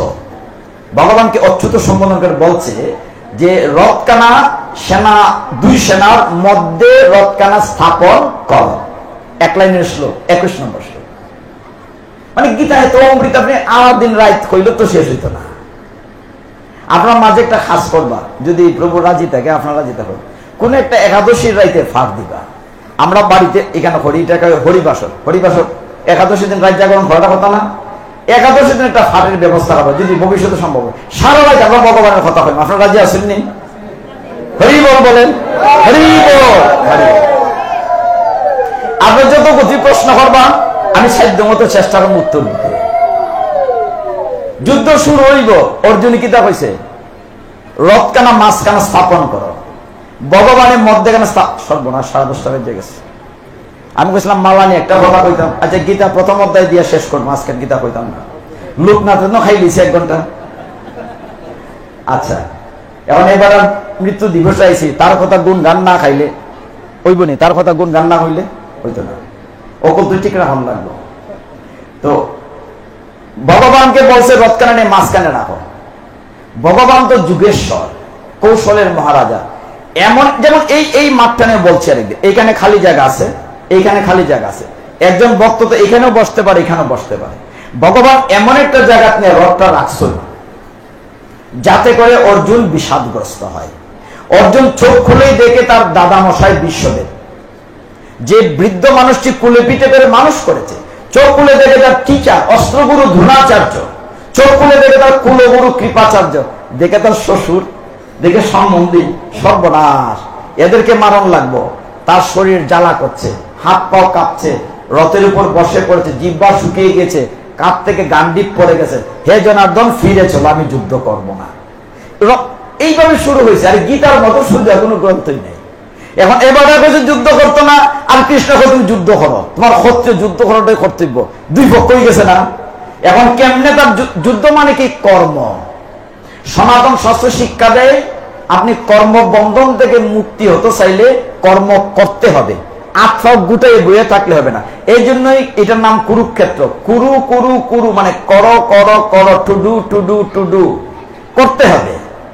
কর্ম করলেই কর্মবন্ধন মুক্তি হবে, আত্মা সাইরা দিয়া ওইলিত না। তো এখানেই ভগবান বলছেন তুমি যুদ্ধ করো, উঠো। প্রথম অধ্যায়ে ভগবানের কোনো কথাই বলেন নাই, তবে প্রথম অধ্যায়ে যুদ্ধের বিবরণ আছে, কোন পক্ষে কে দাঁড়াইছে। আর দুর্যোধন তো বড় চালাক, সে ওই দিকে গিয়া ফইলে কইছে গীতা, আর গীতাতে সম্বোধন করেছে দুর্যোধনকে মহারাজ বা সম্রাট। এ কিন্তু রাজার ছেলে, কিন্তু রাজা সম্বোধন করা হয়েছে। বেদব্যাস এখানে একটা টেকনিক করছেন, তারে ফার্ম দিবার লেগে, বাট দুর্যোধন তো গিয়ে কইতেছে যে তোমার গুরুদেবের শিষ্য এত সুন্দর কইরা ভীমেরা যুদ্ধ সাজাইছে, তোমরাও সাজাও। কিন্তু যুদ্ধ শুরু হওয়ার আগে দেখছেন অনেক ঘটনা আছে, এই বিবরণ গুলা যখন দিয়েছেন। অর্জুন যখন বসে পড়েছিল, কতটা ঘোড়া, কতটা হাতি, কে কিভাবে সাজছে, এগুলা বলছে। আর যে বিষয়টা লক্ষণীয়, কিছু শুভ লক্ষণ আছে। এই যে আপনার বাড়ির থেকে বেরিয়েছেন, কিছু শুভ লক্ষণ আছে। শুভ লক্ষণ কি? যেমন গতকালকে সময়টাতে বৃষ্টি ছিল, ছিল কিনা? তার আগেও বৃষ্টি ছিল। শুভ লক্ষণের মধ্যে অন্যতম 4-5টা শুভ লক্ষণ ছিল যে পাণ্ডবরা জিতবে। শুভ লক্ষণ কি ছিল? অর্জুনের রথের যে পতাকা, পতাকাটা ছিল কপিধ্বজ। কপিধ্বজ মানে, কপি মানে বানর বা হনুমান, ধ্বজ মানে পতাকা। অর্জুনের রথের পতাকাতে ছিল হনুমানের চিহ্ন, ঠিক? আরেকটা রথের নাম পাইবেন 2 দিন পরে রথযাত্রায়। জগন্নাথের রথের নামও নন্দীঘোষ অথবা কপিধ্বজ। বলরামের রথের নাম তালধ্বজ বা হলধ্বজ। সুভদ্রার রথের নাম পদ্মধ্বজ। আর এই আজকে যেটা শিখেই দিকে রথের দিকে যেতাম না হয়েছিল। আচ্ছা, যাই হোক, একটা সময় একটা জায়গা, আমার কোনো দোষ নাই। তো লক্ষণ বলছি, যুদ্ধের শুভ লক্ষণ কি কি? একটা লক্ষণ হচ্ছে তার পতাকাতে ছিল হনুমানের চিহ্ন। দ্বিতীয় শুভ লক্ষণ কি?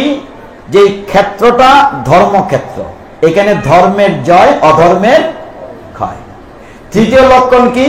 ভগবান কৃষ্ণ ছিলেন তার রথের সারথি, এবং এই যে অর্জুন ছিল কৃষ্ণের সখা এবং বন্ধু। এই লক্ষণগুলো ছিল তার যুদ্ধ জয়ের শুভ লক্ষণ। আরো আছে। তো প্রথম অধ্যায়ে আরেকটি শুভ লক্ষণ, যেটা এখন শুরু হবে, 1 মিনিটে শেষ করব, শঙ্খের ধ্বনি। ভগবান যে শঙ্খটি বাজিয়েছেন তার নাম আপনারা সকলেই জানেন, পাঞ্চজন্য। আপনারা গান করে না, এবার বাজাও তোমার পাঞ্চজন্য। আরো যে শঙ্খগুলা ছিল, সুঘোষ, নন্দী, বিভিন্ন যুধিষ্ঠির, ভীম, অর্জুন, নকুল, সহদেবের মণি, পুষ্প, আলাদা আলাদা শঙ্খের নাম ছিল। আর ওইদিকে যখন বিশ্বদেব শঙ্খ বাজালেন, যখন কৃষ্ণ এবং অর্জুনরা শঙ্খ বাজালেন, এত বিকট আওয়াজ হয়েছিল, বিপরীত পক্ষের গলা ভয়ে শুকিয়ে গিয়েছিল। এই শঙ্করধ্বনিটা তাদের জয়ের একটা প্রথম লক্ষণ ছিল। এটা হচ্ছে প্রথম অধ্যায়। প্রথম অধ্যায় যুদ্ধের বিবরণ, কে কোথায় সেজেছে বা কার কে আত্মীয় স্বজন কোথায়, এই বর্ণনা দিতে দিতে প্রথম অধ্যায় চলে যাবে। এবং মূল বিষয়টি হচ্ছে অর্জুন আপনজনকে দেখে বিষাদগ্রস্ত, মানে দুঃখ নিয়ে রথে বসে পড়েছে, এবং দুঃখ থেকে তাকে স্বকর্তব্যে উঠানোর জন্য দ্বিতীয় অধ্যায় থেকে ভগবান 2 নম্বর শ্লোক থেকে বলতে শুরু করবেন আগামীকাল, আজকে না। আজকে আমরা শেষ করব। মায়ের মালাটি নিয়ে একটা কথা বলতে চেয়েছিলাম। প্রভু, মালাটি নিয়ে একটা কথা বলি। খুব সুন্দর হয়েছে মালাটা, মানে আমি না, সকলেই খুশি হয়েছেন, আমি একা না, শুধু যে মাতাজি সেটি চয়ন করেছেন। আপনারা জগন্নাথের একজন ভক্তের নাম শুনেছেন কিনা? রঘুদাস নাম শুনেছেন? রঘুদাস, খুব মন দিয়ে শুনতে হবে, এই 5-10 মিনিট খুব মন দিয়ে। রঘুদাস জগন্নাথের প্রচন্ড ভক্ত, কিন্তু প্রচন্ড দরিদ্র, খুব দরিদ্র। কি নাম বলেছে? রঘুদাস। রঘুদাস ভগবানকে মালা দেওয়ার জন্য গীতে মনে প্রাণে চিন্তা করতেন যে কবে আমি ভগবানকে একটি মালা দেব। পয়সা নাই ফুল কিনার, পয়সা নাই সুতা কিনার। একদিন রঘুদাস কি করলো? বিভিন্ন বাড়ি থেকে চেয়ে কিছু ফুল সংগ্রহ করলো, কিন্তু মালা যে গাঁথবে, সুতা কিনার পয়সা নাই। পরিশেষে যে কলার পাঁচলা দিয়ে মালা গাঁথলো। মালাটি গীতে নিয়ে গেল জগন্নাথের মন্দিরে। জগন্নাথের পূজারীদেরকে বলা হয় পান্ডা, দেখতে একেবারে গুন্ডার মতো, সাইজে অনেক বড়, যারা পুরীতে গিয়েছেন সাইজ কি। তো পান্ডা রঘুদাসকে চিনত। রঘু, তুমি যে মালা জানায় আমি এনেছি, জগন্নাথকে দাও না। অনেক দিনের কি মনে বাসনা ছিল ভগবান জগন্নাথকে কি মালা দেব। তুমি মালা গিয়েছো, ফুল পেলে কোথায়? তোমার তো পয়সা নেই। রঘুদাস বলছে, হে প্রভুগণ, ফুল কেনার পয়সা নেই বটে, কিন্তু ফুল চেয়ে বিভিন্ন বাড়িতে কিনতে। ও, তাহলে ফুল এনে তো সুতা পেলে কোথায়? সুতা কেনার তো পয়সা তোমার নাই। কি করবো বাবু? আমি কলার পাঁচলা দিয়ে গেছি। অসুচি কোথাকার? জগন্নাথকে কলার পাঁচলা দিয়ে মালা দেব, দূর দূর করে তাড়িয়ে দিলেন। মালাটি নিয়ে, হে ভক্তগণ, রঘুদাস তার ভাঙ্গা ঘরে মালাটি বুকে রেখে কাঁদছে। হে জগতের নাথ জগন্নাথ, তুমি কি আমার মালাটি গ্রহণ করবে না? এই মালাতে তো সুতা নেই, কিন্তু মালাতে তো প্রেম আছে। আমি প্রেম দিয়ে মালাটি গেঁথেছি, তুমি কি নেবে না? আমরা মালাটি যখন আসরে আমরা কাকে দিই? প্রথম সাক্ষাৎ ভগবান গ্রন্থরূপী ভগবানকে আগে দিই, ভগবানের প্রসাদী মালাটা আমরা পরে গ্রহণ করি। রঘুদাস কাঁদছেন, বলছে, হে জগতের নাথ জগন্নাথ, তুমি কি আমার মালাটি গ্রহণ করবে না? প্রতিটি বড় মন্দিরে রাত্রেবেলা ভগবানকে নিদ্রা দেওয়ার পূর্বে একটি শৃঙ্গার অনুষ্ঠান হয়, ভগবানকে আবার ফুল দিয়ে মালা দিয়ে সাজানো হয়, তারপরে নিদ্রা দেওয়া হয়। হে ভক্তগণ, সেই দিন রাত্রিবেলা যখন জগন্নাথকে ফুল দিচ্ছেন, মালা দিচ্ছেন, গড়িয়ে গড়িয়ে পড়ে যাচ্ছে। পান্ডাদের মনে দুশ্চিন্তা হলো, নিশ্চয় আমাদের কোথাও ত্রুটি হয়েছে, ভগবান কেন আজকে আমাদের ফুল মালা নিচ্ছেন না?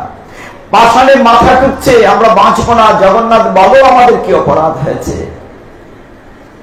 জগন্নাথ দৈববাণী করলেন, আমার এক ভক্ত রঘুদাস আমার জন্য একটি মালা এনেছিল, তোমরা সেই মালাটি আগে নিয়ে এসো, তবে আমি তোমাদের মালা গ্রহণ করব।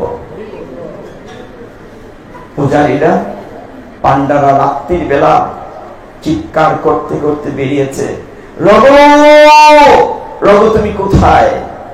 জগন্নাথ নিদ্রা যাচ্ছেন না, তোমার মালাটি না দিলে জগতের নাথ জগন্নাথ নিদ্রা যাবেন না, তোমার মালাকানি দাও। রঘুদাস তখনও কাঁদছে, বুকের উপর মালাকানি নিয়ে, ভগবান তুমি না জগতের নাথ, আমি কি অসুচি? আমার সুতা নেই, কিন্তু মালায় তো প্রেম আছে, ভালোবাসা আছে, শ্রদ্ধা আছে, ভক্তি আছে। তুমি না গীতায় বলেছে, পত্রম পুষ্পম ফলম তুম ইউমে দত্ত প্রযচ্ছতি, তুমি মালাটি নিবে না? ডাকতে ডাকতে পান্ডারা এসে, রঘু রঘু তোমার মালাটি দাও, ভগবানের তোমার মালার জন্য আজকে নিদ্রা যাচ্ছেন না, রঘু তোমার মালাখানি দাও। রঘুর মালাখানি যখন জগন্নাথের গলায় দেয়া হলো, জগন্নাথ নিদ্রা গেলেন। চারদিকে রচনা হয়ে গেল, জগন্নাথ একটি বালকের বেশ ধরে রঘুদাসের সাথে খেলা করেন। দিন যাচ্ছে, রাজার বাগান থেকে কাঁঠাল চুরি করেন রঘুদাসকে নিয়ে। রঘুর কেউ নাই, প্রভু একা গরিব মানুষ, একটি ভাঙ্গা করে থাকে, দিন আনে দিন খায়। একবার হলো কি, রঘুদাসের প্রচন্ড বেমু হলো, ডায়রিয়া হলো, বিছানায় পায়খানা প্রস্রাব করছে, সারা গায়ে পায়খানা প্রস্রাব লেগে আছে, কখনো জ্ঞান থাকে কখনো থাকে না। হে ভক্তগণ, রঘুদাস যখন এমনি করে দিন কাটাচ্ছে, সে বিছানার উপর শুয়ে আছে অজ্ঞান হয়ে। জগতের নাথ জগন্নাথ থাকতে পারলেন না, একটি ছোট্ট বালকের বেশ ধরে এসে তিনি রঘুদাসের শরীর পরিষ্কার করে দিচ্ছেন, মলমূত্র পরিষ্কার করে দিচ্ছেন, জগতের নাথ জগন্নাথ তাকে চন্দন লেপন করে দিচ্ছেন। রঘুদাস যখন জ্ঞান ফিরেছে, বলছে, প্রভু হে জগতের নাথ জগন্নাথ, তুমি পৃথিবীর মালিক, বিশ্ব ব্রহ্মাণ্ডের মালিক, তুমি কিনা এই নিকৃষ্ট কাজটি করতে পারলে, তুমি কিনা এই নিকৃষ্ট কাজটি করতে পারলে, তুমি আমার গায়ের ময়লা পরিষ্কার করে দিচ্ছ। জগন্নাথ বললেন, রঘুরে, তুই যেদিন আমাকে কলার পাসলা দিয়ে মালা দিয়েছিলে, সেই মালা দিয়ে তুই আমাকে কিনে নিয়েছিলে, তোর প্রেমের মালার কাছে আমি তো বিক্রি হয়ে গিয়েছি। রঘুদাস, হে রঘু, যেদিন তুই ফুলের মালাটি সুতার পরিবর্তে কলার পাসলা দিয়ে দিয়েছিলে, সেই দিন তুই আমাকে কিনে নিয়েছিলে, আমি তোর প্রেমের কাছে বিক্রি হয়েছি। রঘুদাস বলছে, প্রভু তুমি তো জগতের নাথ, তুমি তো ইচ্ছে করলে আমাকে ভালো করে দিতে পারতে। জগন্নাথ বলেন, আমি কি করে ভালো করে দেই রঘু? প্রত্যেকের যতটুকু ভোগ দশা আছে সেইটা তোকে ভোগ করতেই হবে। রঘুদাসকে ভগবান নিজের হাতে তার দেহে মলমূত্র পরিষ্কার করে দিলেন, নিজের হাতে তার গায়ে চন্দন লেপন করে দিলেন, নিজের হাতে তাকে যত্ন করে সুস্থ করে তুললেন। এই হচ্ছে প্রেম, এই হচ্ছে ভগবত প্রেম, এই হচ্ছে ভগবানকে ভালোবাসা, এই হচ্ছে নিঃস্বার্থ ভালোবাসা। আসুন না আমরা সবাই মিলে রঘু দাসের মতো ভগবানকে ভালোবাসি। ভগবান আপনার কর্ম বলাও টাকার কাঙাল না, ভগবান শুধুমাত্র আপনার দুটি ফোঁটা অশ্রু জলের কাঙাল। ভগবান ভালোবাসেন আপনার সে দুনয়নের জল। আমি কি দেব ভগবানকে? কি নিয়ে এসেছিলাম পৃথিবীতে? যেদিন প্রথম আমি পৃথিবীতে এসেছি ন্যাংটো হয়ে এসেছি, যেদিন চলে যাব সেদিনও ন্যাংটো হয়ে চলে যাব। যা দিয়েছেন ভগবানই কেন দিয়েছেন, যা পেয়েছি ভগবানের কাছ থেকে পেয়েছি। ভগবানের তাকে ভগবানকে দিতে তো কার্পণ্য করি। আসুন ভগবানকে একটু ভালোবাসি, একটু গীতা ভালোবাসি, একটু ভাগবত ভালোবাসি, একটু সময় দিই, একটু ভালোবাসি। এই ভক্তগণ, আজকের মধ্যে এখানে বিশ্রাম রাখছি। আমি ভুল ত্রুটি ক্ষমা করবেন। 11:15 বেজে গেছে। আমাদের ফিরে যেতে যেতে 12:30 1টা বেজে যাবে। আপনি শুনলে অবাক হবেন। হে ভক্তগণ, আমরা যারা মন্দিরবাসী, সনাতন শাস্ত্রের নির্দেশ আপনাকে অবশ্যই উঠতে হবে ব্রহ্ম মুহূর্তে। আমরা মন্দিরে যারা থাকি, যত রাত্রি শুই না কেন, আমরা কিন্তু ভোরে 3:30টায় উঠি। এখন যেতে যেতে হয়ে যাবে অনেক রাত্র, আবার ভোরে উঠতে হবে। কৃপা করে যদি আগামী দিনে সকাল সকাল আসেন, তাহলে ভগবানের কথাটি বেশি আস্বাদন করা যাবে। চলুন না সকলে মিলে ভগবত ধামে যাই। আমি একা কেন যাব? সকলে মিলে বলি হরি বল, হরি বল, হরি বল। আমরা সকলে মিলে ভগবানের পথে স্পর্শে, সকলে মিলে গীতা ভাগবত পাঠে দুটি ফোঁটা অশ্রু জল দিয়ে আমরা ভগবানের সাথে সম্পর্ক করি, রঘু দাসের মতো সম্পর্ক করি। তবেই না ভগবানের হয়ে যাব, তবেই না গীতা হয়ে যাবে। এই ভক্তগণ, আজকের মতো এখানে বিশ্রাম রাখছি। ভুল ত্রুটি ক্ষমা করবেন। ওম যদস্কর পরিভ্রষ্ট মাত্রাহীনম চৈয়দ্ভবে পূর্ণং ভবতু তৎসর্বং তৎপ্রসাদার্জনার্দনম। হরে কৃষ্ণ কৃষ্ণ কৃষ্ণ হরে হরে, হরে রাম রাম রাম হরে হরে, হরে কৃষ্ণ কৃষ্ণ কৃষ্ণ হরে হরে, হরে রাম রাম রাম হরে হরে, হরে কৃষ্ণ কৃষ্ণ কৃষ্ণ হরে হরে, হরে রাম রাম রাম হরে হরে। হরে।